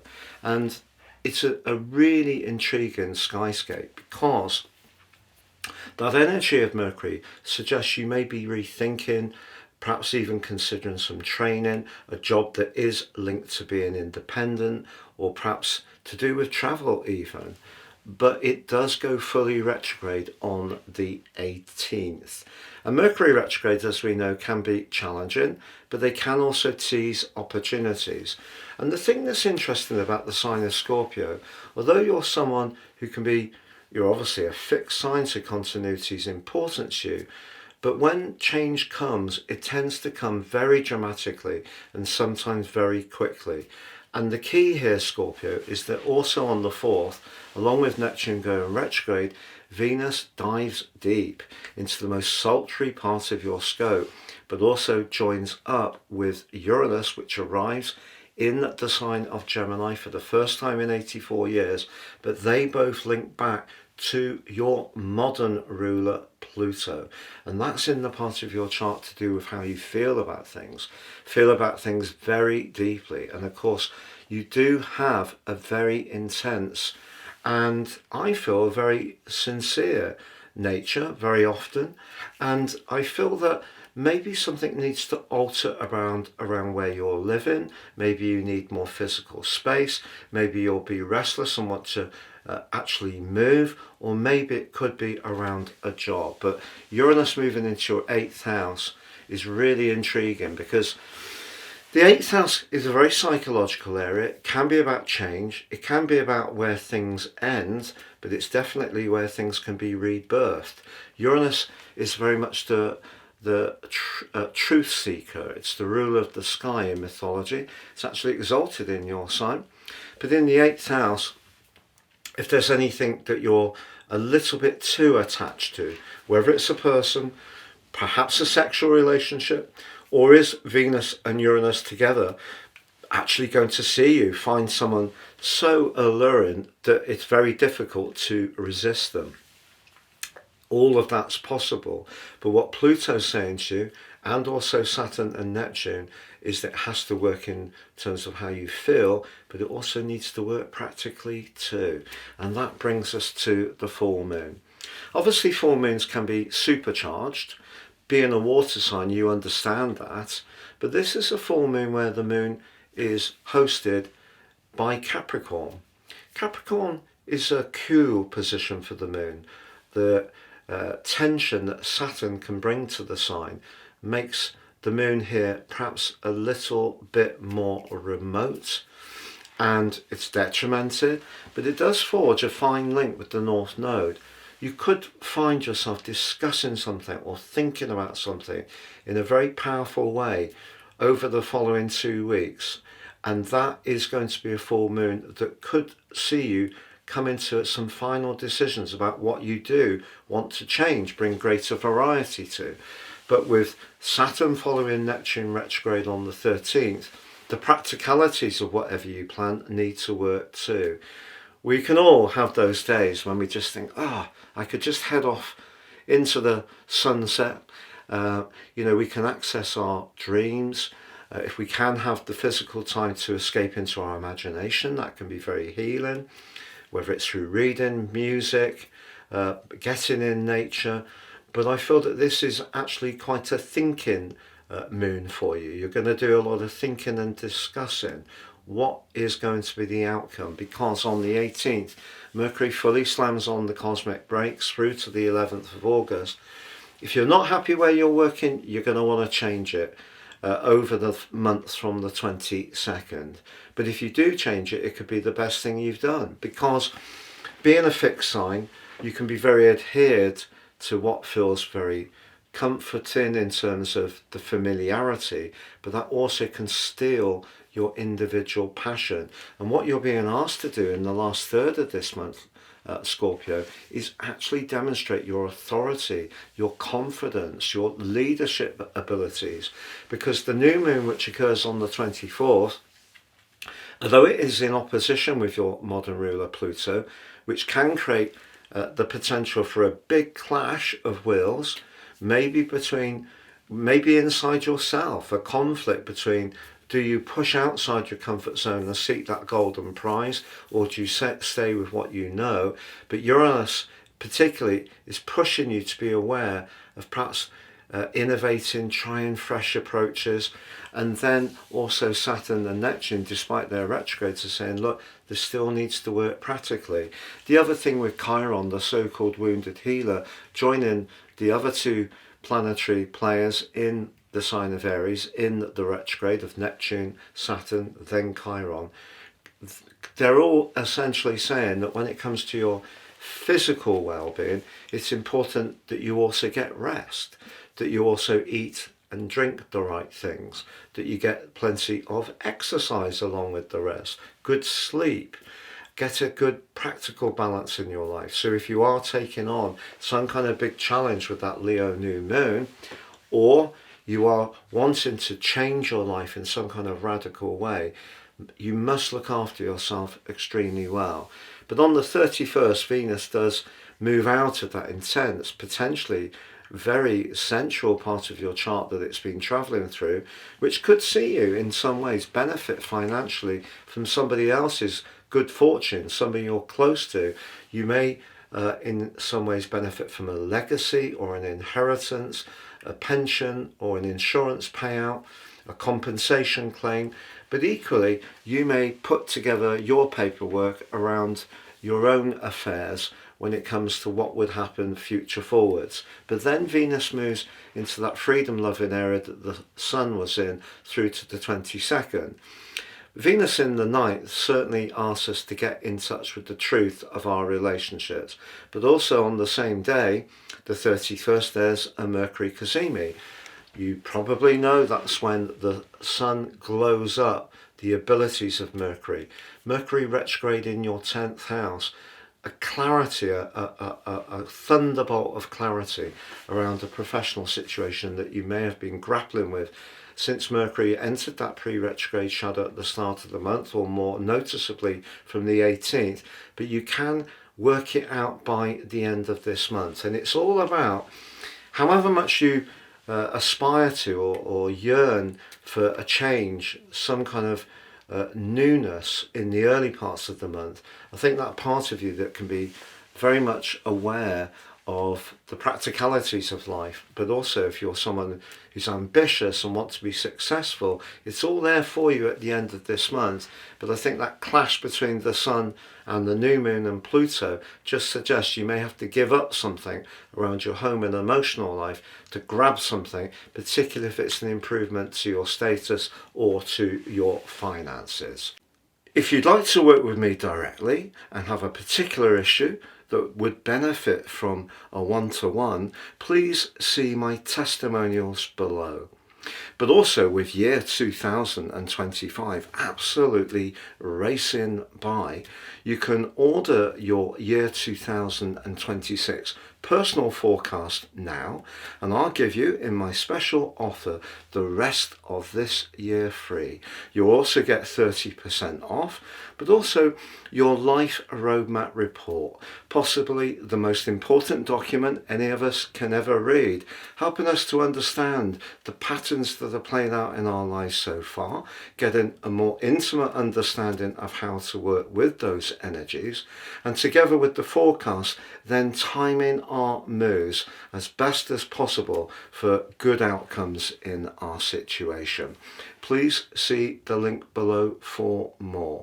Sagittarius, your in-depth monthly forecast for July 2025. You could find yourself this month thinking about the big picture. Information is going to be important, as could be travel, particularly in the last 10 days as the Sun storms into its home sign of Leo, where it thrives, and for you, the 9th house, which really evokes the best of your core energies.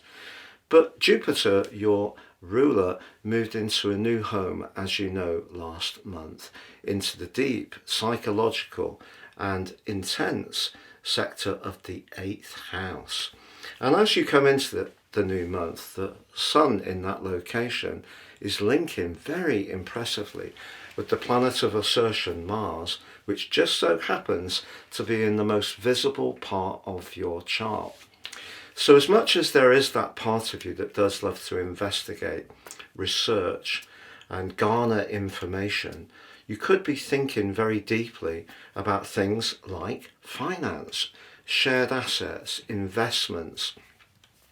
But because Mars gives us confidence, particularly in the 10th house, and its host Virgo is very much about the details, your appreciation of that information, but how it can be used, and the drive and thrust with the actions you take in the relationship with the Sun suggests you could be particularly decisive as you come into this new month. But as for that information gathering, the planet of thinking, Mercury, does enter a pre-retrograde shadow as we enter July. It slams on the cosmic brakes fully on the 18th. If you are going to be heading off anywhere, understandably it would be good to absolutely check every single detail, particularly around documentation and contracts. That's another area that could require a lot of careful consideration. But that doesn't mean to say that because Mercury is retrograde, it will cause issues. We can't change the world around us. All we can change is what we can influence. So the more information you gain and the more you sift it, but use it shrewdly, the better you're going to prosper this month. But also at the start of the month, we are seeing a conjunction between Venus and Uranus. Now Uranus, I think for Sagittarius people, has been quite challenging since March 2019 full time, because it's been in the part of your chart to do with life order, life organization, but also those small details that you can find frankly rather dull and boring. But somehow or another it may have been difficult to be in a consistent pattern since then, and you may have experienced quite a lot of disruption. However, the conjunction with Venus could bring an opportunity. If you have been looking for a job, particularly if it's in a service sector role, something could come very quickly and you may have to make a snap decision. Of course, Venus is about relationships as much as money, and it is going to be moving into your sector of relationships on the 4th through to the 31st. If we analyse the year, where Venus goes through the 7th in terms of relating, or the 5th houses in terms of fun, flirting and all-out romance, are always important periods. So Venus is entering a very enriching part of that journey, but it is followed by Uranus on the 7th. So although they come exactly into conjunction on the 4th, they're both relocating straight away into your opposite sign. I think the implication here is that you could find yourself ripe for a connection, especially if you are a free spirit at the moment, but would like to meet someone. Not everybody does want to meet people. If you're one of those Sagittarians quite happy to maintain your independence, this combination, particularly as they link back to Pluto in your sector of everyday communication, and Saturn and Neptune goes retrograde on the 4th as well, what they're saying is that you could have connections to people where there is a mutual receptiveness to one another's qualities. So to collaborate, but in some kind of fresh or different way, would be a real possibility. But having said that, it's also true that Uranus and Venus being in the 7th house could, if you're feeling particularly boxed in a romantic relationship that's not quite working as you want, make you think very carefully about what to do. Just know that whatever your circumstances, Venus forges a stunning alliance with Mercury in week 2. And it may be that by chatting over something that's particularly important to you, it may be somewhere that you visited. You may be talking about a band you like, a piece of music, a performer that captures your imagination, a film. But those kind of conversations can be very vibrant in week 2 and very uplifting. But we do also have a full moon in week 2 as well. And for you, it goes across the 8th and the 2nd house axis. The 8th house, where the Sun and Jupiter are, is very much about that evolutionary part of your chart, but it can be where we're most invested. Maybe financially, maybe emotionally, spiritually, also perhaps intimately. But the 2nd house is the immediate reality of our finances, can be our values, self-worth, but they are forging a helpful angle to the nodal axis, which for you, the point of destiny, the kind of pull is in house 4, asking you really to try to get your emotional life as evolved as possible. So if something is out of kilter in terms of the ins and outs, as far as money, or about who contributes or does what in a relationship, or it's a commitment or lack of commitment issue, I think what the North Node is saying to you is try to reflect on the reality of that situation from an emotional perspective. But I think the electricity of Uranus in the 7th house could make it hard for you not to be quite outspoken, or even rather rebellious if you feel that someone's not quite getting what you need. Now, on the 13th, Saturn follows Neptune into a retrograde. And I may as well say it now, they're going to be followed by Chiron on the 30th, also in the 5th house. The 5th house is where we showcase our brilliance. It's where we have fun. Can be about, I think, matrimony or a deep, committed relationship. It can be flirty, playful, but it also can be about our children if we have them. But because of the retrogrades, in particular with Saturn, which inverts back into Pisces on the 1st of September, if you are wanting to move forwards with a talent that you have, you're going to get a blessing once the Sun moves into Leo on the 22nd, in that it links back to the retreating Saturn and Neptune, and also to Uranus. But then we have the new moon, and that means that if you want to expand something but you're prepared to put in the application and the perspiration, don't see the Neptune and Saturn retrogrades as being entirely negative. But I think if we think about the host, Aries, it can be about energy, it can certainly be about passion, and I think the flame could be dimmed a little bit if we're trying to do too much. Or if there is someone that you really like and you're wanting to make it work, but it just seems to be very heavy weather, perhaps Uranus is in a way reminding you of that part of your nature that does love to be a free spirit. And then on the 18th, Mercury is the final player in the 4 retrogrades this month through to August the 11th. So if you are planning a trip, you are talking to someone about a contract, you are thinking about higher education, the chances of things being fluid and perhaps switching and changing are strong.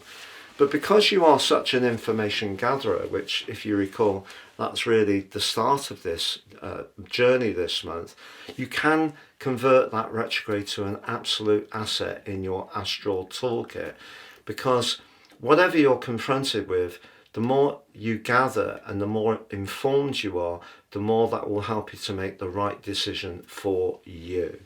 But I think the Sun's arrival to join up with Mercury on the 22nd and that new moon on the 24th are brilliant if you want to be much more independent and break out and do something that really celebrates your love of freedom, adventure, travel, new experiences, new vistas, cultures, or just a change, some kind of spontaneity.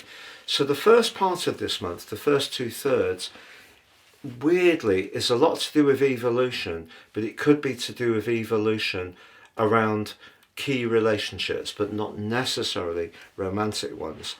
If you are in the right relationships, by the end of the month you could actually be having the most incredibly powerful conversations. If you're in the wrong kind of relationship, the fact that the new moon goes face to face with Pluto, you may find that there's a mighty standoff where people take very polar positions and there could be a disagreement. People who have the Sun opposite Pluto in their natal charts often have a kind of might is right nature, and because it's activating your sector of higher ideals and quick communication, clashes can happen just from nowhere. But equally, maybe they do have the potential with the fire of Leo and the air of Pluto to actually clear the air if something does need to be discussed in a frank manner. And interestingly, that new moon does link back to Uranus, Saturn and Neptune. Then on the 31st, Venus dives deep, goes into your 8th house. It's about as intimate and hot as it can be, but also as the month draws to a close, if you do need to seek advice, get a consultation with a lawyer, an accountant, a counsellor, the cazimi, as the month comes to a close, the Mercury cazimi, an inferior conjunction, because of the retrograde, could still pour even extra perception and extra perspective on your situation as July comes to a close.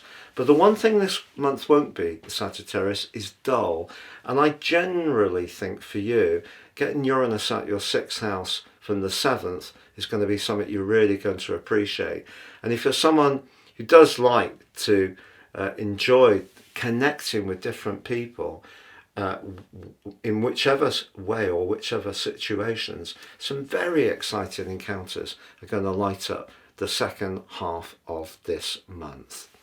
If you'd like to work with me directly and have a particular issue that would benefit from a one-to-one, please see my testimonials below. But also with year 2025 absolutely racing by, you can order your year 2026 personal forecast now, and I'll give you in my special offer the rest of this year free. You'll also get 30% off, but also your life roadmap report, possibly the most important document any of us can ever read, helping us to understand the patterns that are playing out in our lives so far, getting a more intimate understanding of how to work with those energies, and together with the forecast, then timing our moves as best as possible for good outcomes in our situation. Please see the link below for more. Welcome Capricorn to your in-depth monthly forecast for July 2025. At the heart of the month, your ruling planet Saturn is going to go into a retrograde through to the end of November. We also have on the 10th a Capricorn full moon. So what's the implications of all this? Because as you start the month, the Sun and the lovely Jupiter are in your sector of relating. In fact, the Sun is forging a high energy link to Mars. If there is someone that you're chiming well with, you could do something really exciting together through the first week of this month. Not least because Venus and Uranus are also forging a stimulating link in your sister Earth sign of Taurus. But then on the 4th, Neptune, the planet of dreams, goes into retrograde in your home, emotional and family sector, to be followed by Saturn on the 13th. And just while we're on the topic, also by Chiron on the 30th.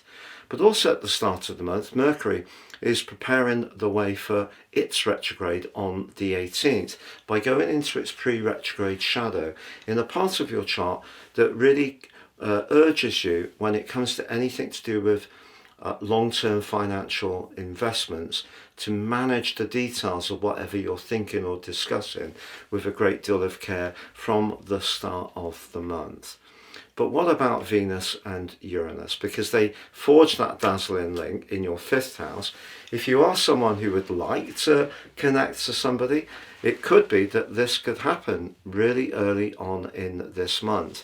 But I think what the outer planet retrogrades are saying to you, and also Chiron, which is nominally a comet, what they're saying to you is that whatever relationship decisions you make, it's important that things feel right. Now that may sound the most obvious and logical statement anyone could ever make, but I think many of us have been attracted to someone that we find very exciting, perhaps good fun, very attractive in their own physical sense, but not necessarily someone that we're as comfortable with.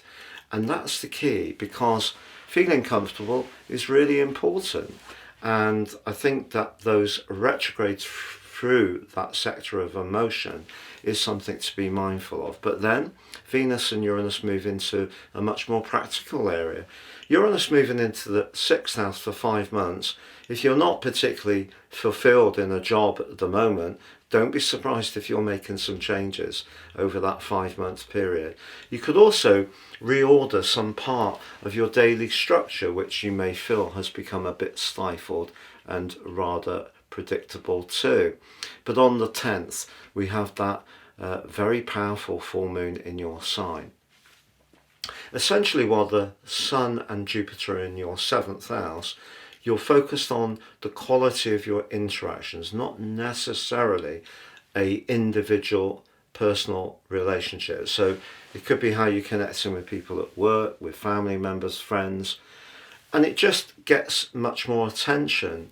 It becomes more visible, perhaps a little more intense, if you don't feel your relationships are working quite as you want. So that full moon can flag that. But it is forging an angle to the North Node, the point of destiny, as well as the South. But the North Node really important, because that's how you're thinking and expressing your ideas. So once your ruler Saturn goes retrograde on the 13th, anything you are considering about relationships really needs to be passed through the filter of Does it feel right? Am I comfortable? The other thing that could come up with Neptune, Saturn and Chiron going retrograde in your fourth house is your own inner world. You know, are you at peace with yourself? Is where you're living working for you? These are also very important issues. But on the 18th, Mercury does formally go retrograde. And if you are discussing any kind of contractual matter, although the Sun's arrival on the 22nd could on the face of it be very helpful and offset the potential for delays and frustrations crosswise that Mercury retrogrades can create, because the potency of Pluto feeds into the Leo new moon of the 24th. If you are discussing a financial matter or who contributes or invests what in a situation, there could be a lot riding on that conversation as this month draws to a close. Fortunately, Venus, which can be very much the planet of peace, moves into a very constructive location as the month comes to a close, and you may finally get a greater understanding of that matter that you discuss with the Mercury retrograde, as there is a Mercury cazimi as the month draws to a close. So how do we summarise this month for you? I think it can start off with great potential with Jupiter so close to the Sun at the start of the month around relationships, but they're certainly going to be tested through the lens of that full moon and also Neptune and Saturn in your fourth house. But then with Uranus, which is an edgy link, also feeding into the Leo new moon as well as Pluto, you could find yourself thinking a lot about more innovative approaches to earning money. And one of the things that the Saturn retrograde in particular through to the end of August can get you thinking about is perhaps something you can do working from home, or you can flex around your children if you have them, or perhaps even a full-time role. So it's an exciting month. It certainly begins in a very dynamic way with that fabulous link to Mars, which creates excitement. You could have that surprise invitation connection right at the start of the month, but just look inwards for the solutions for some of the outer issues that may come up as the month goes on. If you'd like to work with me directly and have a particular issue that would benefit from a one-to-one, please see my testimonials below. But also with year 2025 absolutely racing by, you can order your year 2026 personal forecast now, and I'll give you in my special offer the rest of this year free. You'll also get 30% off, but also your life roadmap report, possibly the most important document any of us can ever read, helping us to understand the patterns that are playing out in our lives so far, getting a more intimate understanding of how to work with those energies, and together with the forecast, then timing our moves as best as possible for good outcomes in our situation. Please see the link below for more. Welcome Aquarius to your in-depth monthly forecast for July 2025, and it's quite a vast celestial landscape for us to work through. It begins with the Sun and Jupiter in the practical 6th house, very much to do with life organisation, where we should be virtuous or where we're perhaps not being virtuous. It can be about our jobs, but also the processes that we go through in life, but especially around things like organisation, the domestic chores that we work through. Can be about what we eat and drink, and also our exercise and rest. Things like appointments, animals, pets, and our relationships with aunts and uncles. But that energy of the Sun can also be about our work, and it links with Mars in the 8th house through the first week of this month. So if you are wanting to reform something, try to find some greater economy, say financially, Mars in the 8th house, shared finances, perhaps to do with things like savings and investments. Your attention to detail can definitely be an asset. But also through the first week of this month, your modern ruler of Uranus is in an embrace with Venus, the planet of relating but money. If you have been looking for somewhere new to live, something could happen quite quickly at the start of this month. Equally, there could be a surprise around your emotional life. You might hear from someone you haven't heard from for some while, perhaps even a family member. Although it's also possible that the energy that Uranus has been creating for Aquarius people full time since March 2019 of restlessness around the home, emotions, family, that could show up in quite a strong way. A need for space, a need to declutter, move the furniture around, move all together. It's all very, very electric. But then on the 4th, there's two big events. Neptune, newly arrived in the sign of Aries on the 30th of March, goes into retrograde, which goes on through to December the 10th. But also Venus moves into the sign of Gemini. Now, Venus in Gemini can be very playful, very flirty, very coquettish. If you're wanting to inject more fun into your social life, this is certainly going to help. But she's followed by Uranus on the 7th. So although they're actually in an tight embrace exactly on the 4th, once they move into Gemini together, that's really exciting, particularly as they both link back to Pluto in Aquarius. And the reason this is so very, very uniquely special is Uranus hasn't been in Gemini for 84 years. It's going to be here for 5 months through to the 8th of November. But if you are early in Aquarius, particularly, I think you're going to really feel a sense of excitement that's going to be a big part of the next few months, certainly through to the end of August. But what we've also got is Mercury, the planet of communication, is in the sector of relating at the start of the month, but enters its pre-retrograde shadow as we come into this month. So that essentially means that once the retrograde formally starts on the 18th, there could be some subtle nudges about messages shared in relationships of all kinds. Now, we know Mercury retrogrades can cause crosswires, misunderstandings, delays, glitches, frustrations. But the 7th house position of Mercury is a strong one and can help us to be a bit more detached when people might see things slightly differently to us. But I feel that in general, what Mercury is asking us to do throughout this month, me being an Aquarius as well, is sharpen up our listening skills. Everyone's keen to have an opinion these days, but it is important to try to understand where other people are coming from. But we also have that big push of that energy between the Sun and Mars at the start of the month. So some of the conversations that could be had may be around business or contracts. Now, because that energy of Venus and Uranus is very, very lovely, I feel, in terms of creating sudden excitement, but in a pleasurable sense, because the 5th house where Venus and Uranus are moving into can be playful and can be fun.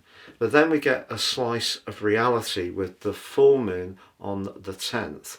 And it's a very potentially tricky full moon for Aquarius people.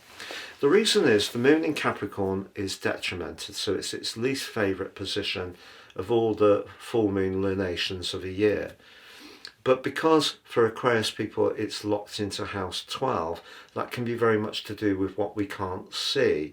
So it can be our shadow side, the subconscious, our fears, anxieties, but it also can be where people don't necessarily have our best interests at heart and maybe up to no good. So particularly in the opposition to the Sun in the 6th house, which is about where we need to be virtuous. So just know for the 2 weeks from the 10th, however playful and fun Venus and Uranus is suggesting we should be, however much Mercury is saying how we should connect and sharpen those listening skills, it is important to make sure that the fundamentals of life, reliability, virtue, honouring our commitments, making sure we fulfil our obligations efficiently, very sixth house, we do that, otherwise something could creep up that we're not expecting. So, for example, it could be someone who's a bit picky or critical at work, but won't necessarily tell us in an upfront way, which most Aquarius people would prefer, I feel. So just be aware there could be some politics. The other thing that can happen with that full moon is emotional and physical energy can in some ways merge. So if you're feeling tired, it could be because there's a worry of some kind. If you're feeling anxious, it's because you're exhausted because of the demand. So important to look after wealth there, whether it is emotional, psychological or spiritual, as much as looking after ourselves in the fundamental ways of eating, drinking and getting enough rest. But then on the 13th, Saturn, the traditional ruler of Aquarius, joins up with Neptune in a retrograde, and that's through to the end of November. So they're both together in the third house. The third house is great for Aquarius people because it essentially speaks to the air element of the sign. It's also a kind of Gemini energy, but obviously Saturn can limit. Neptune can be very much imagination. With them both in retrograde, if there are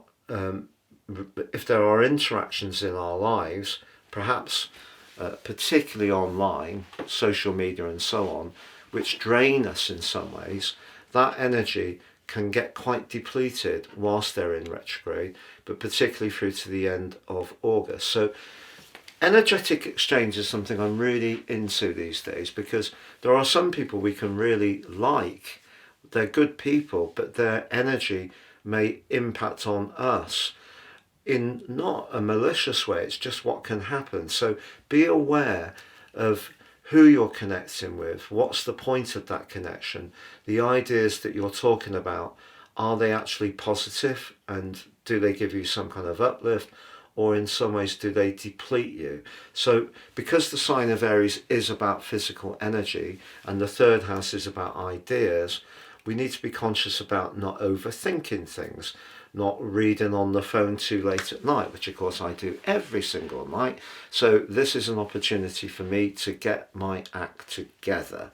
But clearly, if we're not marshalling the way we think or process ideas, even though it can be very constructive, because Saturn and Neptune are linking back to Uranus, they're linking to Pluto, we have a golden triangle which can be very, very positive.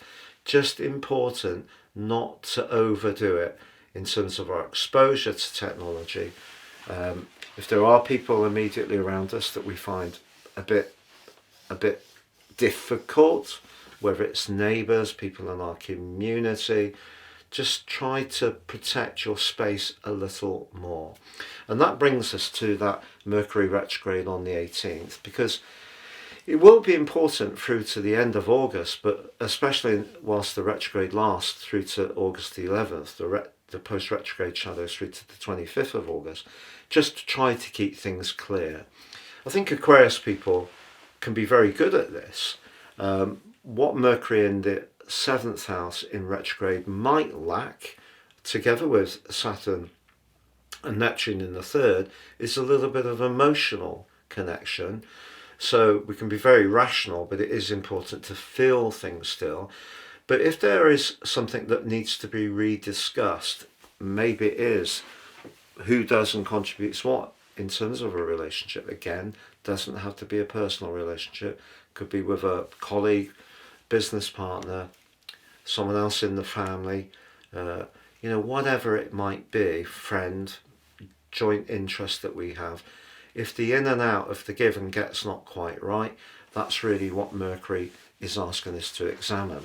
But then on the 22nd, the Sun moves home to Leo, where clearly he loves to be.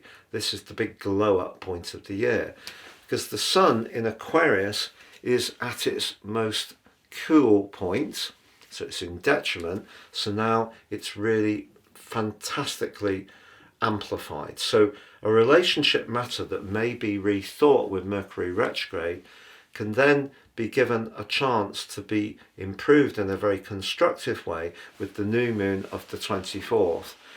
And that also links with the modern ruler of Uranus, of Aquarius, but also the traditional ruler of Saturn, despite its retrograde. What's not to like? Well, it's just that we could encounter someone with the Sun in Leo who has rather, how can I put this, a rather strong view of themselves. And that can be difficult for Aquarius people to live with, because Pluto is transforming our power potential in the sign of Aquarius and directly opposite the Sun. Now that aspect, it did happen last year. The year before it was Cancer Capricorn, but it is a big testing point of each annual motion of the Sun through the sky, because we've got two different energies, but because Pluto in Aquarius can be much more to do with the big picture for a tiny planet, revelations. If there is a relationship matter that's not quite working, there could be a revelation, but there also could be quite a blistering exchange of views, because Pluto opposite the Sun is a very intense aspect. But we do have Chiron then joining Neptune and Saturn in retrograde in the third house. If you find yourself thinking about a new mode of transport this month, some new hardware, whether it's a new hand device, some new laptop, desktop, whatever, it really wouldn't be a surprise. But don't rush to make a replacement, but become as informed as possible about what your options are. As the month comes to a close, Venus moves into the very practical 6th house, but we also have a Mercury cazimi that day. So the energy at the end of this month could see something really significant shape up around a contract, around an interaction with someone we find exciting. It could be meeting someone we're drawn to romantically. It may be a need for a reset in an ongoing relationship. Somehow or another, there could be a shift in the power dynamics that's going on in that tie. Now, I feel that most relationships, one person or another is shifting at different speeds, and sometimes it works a bit better than at other times. If both people are a bit peaceful about who takes the lead, it's not really an issue.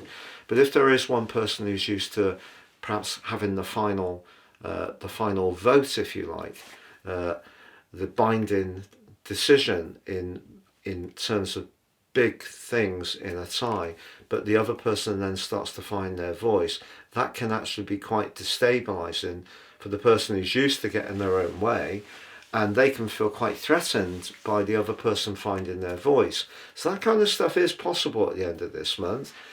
But equally, it can be a time when Aquarius people can find a much greater sense of conviction about their value and worth in terms of connecting to others, because Leos seem to have all that self-confidence that Aquarius people may at times have a little sense that they lack. It might not be true as how other people perceive Aquarius people, but Aquarius people are aware of the collective, how it is for others, not just for the I, because Leo is I, Aquarius is we. So that I-we dynamic can come very much to the fore as this month draws to a close. So to summarise, your two rulers are going to be right at the heart of the action this month. I think the move of Uranus for 5 months into Gemini is very exciting, together with Venus. That can be a trigger point in the link back to Pluto and Saturn for a fated conversation or meeting, with Mercury in retrograde from the 18th and pre-retrograde shadow up until that point. Care is needed in terms of the exchange of ideas and sharpening up listening. It's important not to overload our systems with too much information or the wrong information or the exchange of the wrong energy. But there is a very strong start to this month in terms of making some bold moves as far as reorganising or getting a bit fitter or squeezing a bit more from assets. But if you'd like to work with me directly and have a particular issue that would benefit from a one-to-one, please see my testimonials below. But also with year 2025 absolutely racing by, you can order your year 2026 personal forecast now, and I'll give you in my special offer the rest of this year free. You'll also get 30% off, but also your life roadmap report, possibly the most important document any of us can ever read, helping us to understand the patterns that are playing out in our lives so far, getting a more intimate understanding of how to work with those energies, and together with the forecast, then timing our moves as best as possible for good outcomes in our situation. Please see the link below for more. Welcome Pisces to your in-depth monthly forecast for July 2025.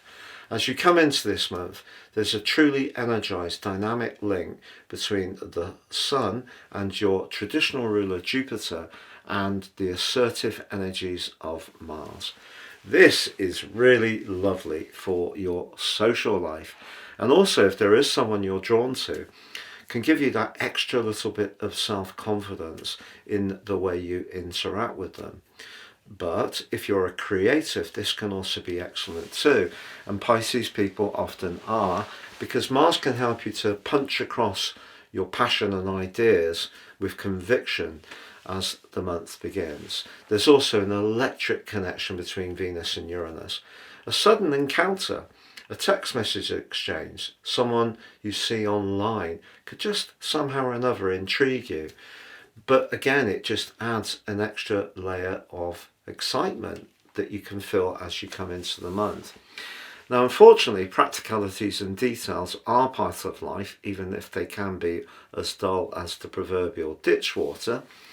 But because Mercury is in a very practical part of your chart at the start of this month, but goes into an immediate pre-retrograde shadow, goes fully into retrograde on the 18th.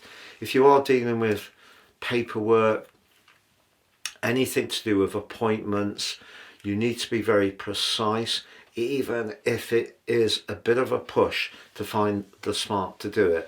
Do know it is going to be important, particularly from the 22nd when the Sun joins up with Mercury. Mercury by then in a retrograde from the 18th, and the Sun moves into the part of your scope, very much to do with making sure your life structures run very, very well, very efficiently.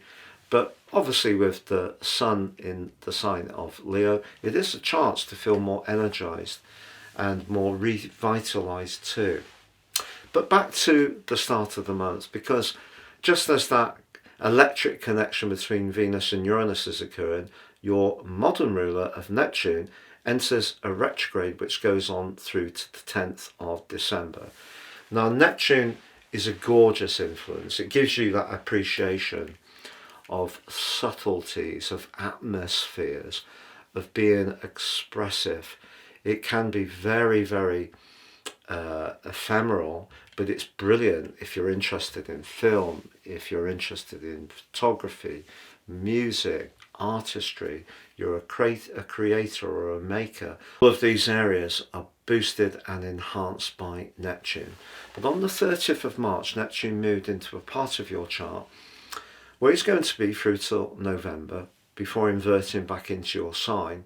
But he begins a retrograde, and it's important to understand that as much as Neptune has got that mystical vibe, it also can erode what's more physical. And because it's the second house, that, if you like, is a kind of Taurus energy, which can be the ground, can be life's foundations, can be our self-worth, our values, but critically also money.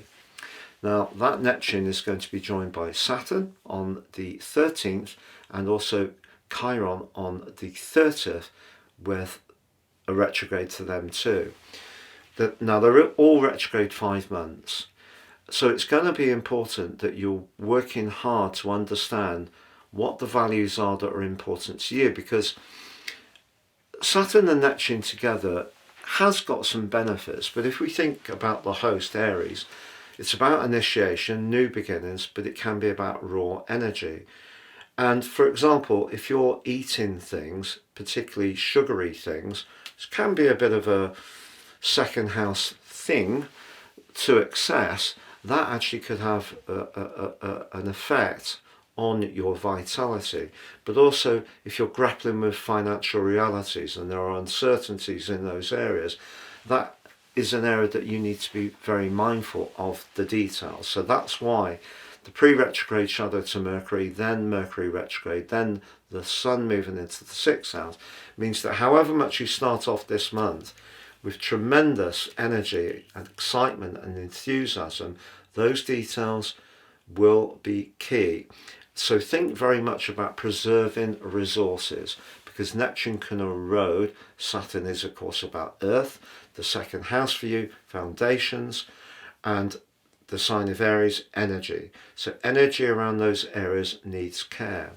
It's also possible with your traditional ruler Jupiter having been in Gemini until the 9th of June for the last year, but afflicted by Saturn for the whole of that time pretty well, with Venus and Uranus moving into your 4th house and replacing where Jupiter was in the sign of Gemini, that you might get restless about where you live.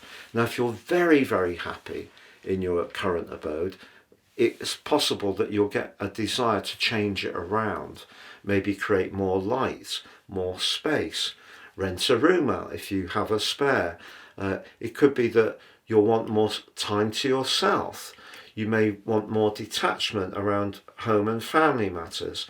But Venus moving into the 4th house can definitely give you a boost if you're someone who does want to recreate your space in a fresh, imaginative way, in a decorative sense. Now, if you're in the northern hemisphere, you may also want to spend more time in nature, or perhaps modifying your garden.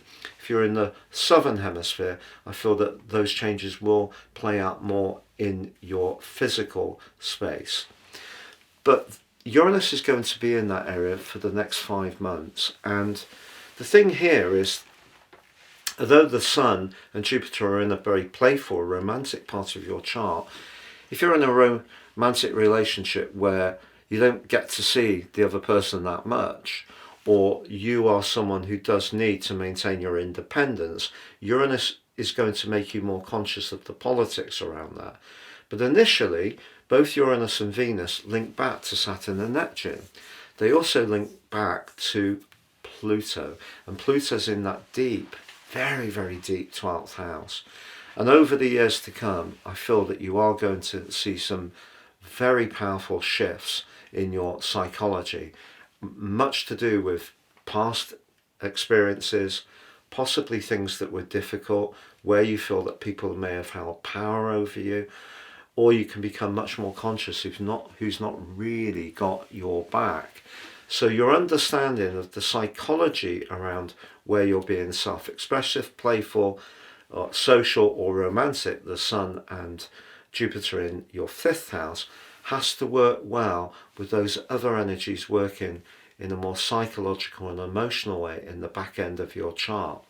Because essentially, although the Sun and Jupiter are in the water sign of Cancer, as far as the overlay from your side, the 5th house is a bit more Leonian, which is ironic because, of course, that's where the Sun's heading later in the month.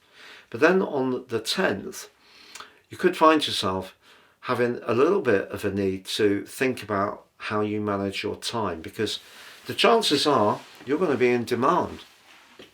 But because Uranus and Venus are in the 4th house, there's part of you that even if you socialise, you may want to do it from your home, or you may want to do it in familiar haunts, or conversely, you may want complete change and go to places that you haven't ventured to before because you're looking for extra emotional stimulation. But because the moon in Capricorn is its weakest position in its whole cycle, and it is for you about your connection to friends and your long-term plan, if you feel that your need to express your individuality in some way has been conflicted, I think Uranus being in Gemini is going to give you a greater desire for space. So, although you start this month in such fantastic form with the Sun and Jupiter together angling to Mars, it needs to be with the people who really, really feel right for you to be with. Because actually, other than that, I think you're going to want to use those energies to manifest your talent, but use your own space or control your own space in a little bit more of a careful way. On the 13th, Saturn joins Neptune in the retrograde. And frankly, if there are worries about money through to the end of August, they could show up. But equally, it could make you much more conscious of being thrifty. And if you're someone who enjoys upcycling, recycling, maybe getting bargains on certain digital platforms that I'm not allowed to name, that could be when your savvy approach to your resources can actually see you stabilize things. So don't see Saturn and Neptune as a retrograde in the second house. It's an immediate red flag, but it's certainly, I would say, an orange flag that's making you more mindful of the value of things. And everyone puts different values on different things. Some people can think a cup of tea and a piece of homemade cake are amazing. Somebody else wants a diamond encrusted bracelet to even sort of feel remotely excited. I just don't know anyone like that. But you get my drift. So every Pisces person will define what's important to them with those retrogrades. But then Mercury goes fully retrograde on the 18th. If you have got any appointments, be prepared. They could be changed last minute. If you do need to write anything down, record anything, express something in a form, an application, you need to do it with real concentration and precision. The 22nd, though, as I mentioned, could give you a boost with your physical vitality. And it does through the new moon of the 24th, because if we think about it, the new moon in Leo is where the sun is at home. So as far as the sun's concerned, it's the strongest new moon of the year. The Cancer new moon as far as the moon. Now for you, this could give you an uplift in terms of vitality. Certainly encourages you to be more virtuous about what you eat, drink, how much sleep you're getting, how much exercise you're taking. But it does link back to Saturn, Neptune and Uranus. So that need for space that's coming from Uranus, the need to be mindful of foundations with Saturn and Neptune, but it is opposed by Pluto. And if there's something you're not quite seeing in your nature, your being, your way of being, the shadow side of your nature, it's possible that someone could bring something up around that time and challenge you a little bit. And it may be at work. So just be aware for politics at work. And someone who may not necessarily be someone who shows their hands very easily. So you know the type of person who's very good at stirring things up, but then is absolutely delightful to your face. Watch out for folks like that at that time. But on the 30th, as I mentioned before, Chiron goes retrograde. A great time to be thinking about making your diet as simple and cooking from scratch where possible. Certainly eliminating any processed stuff, I'd say. And then on the 31st, Venus gets seriously playful and moves into your sister water sign of Cancer. That's absolutely lovely. But we do have a Casimir, Mercury Casimir I should say, at the end of this month. And even if something has snagged you around a detail, you'll get a chance to use your imagination, which is often immense, allied to application and precision to correct whatever it might be. So to summarise, I think you're going to burst into this month on top form. There can be some excitement, but that shift of Uranus particularly is huge. It's for 5 months, and for those 5 months it's giving you an insight into what you're going to have for 7 years from the end of April next year.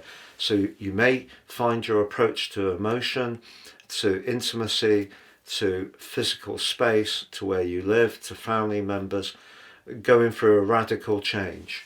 But also you do have a chance to use that energy productively this month by managing your personal time more effectively and giving yourself a little bit more room and latitude if you want to focus on what really makes you happy, which is often being self-expressive in a hugely inspired way, rather than being caught up in people pleasing too much. And if you are spending time with people, I feel it's going to be the people who are really good for you as this month goes on. If you'd like to work with me directly and have a particular issue that would benefit from a one-to-one, please see my testimonials below. But also with year 2025 absolutely racing by, you can order your year 2026 personal forecast now, and I'll give you in my special offer the rest of this year free. You'll also get 30% off, but also your life roadmap report, possibly the most important document any of us can ever read, helping us to understand the patterns that are playing out in our lives so far, getting a more intimate understanding of how to work with those energies, and together with the forecast, then timing our moves as best as possible for good outcomes in our situation. Please see the link below for more.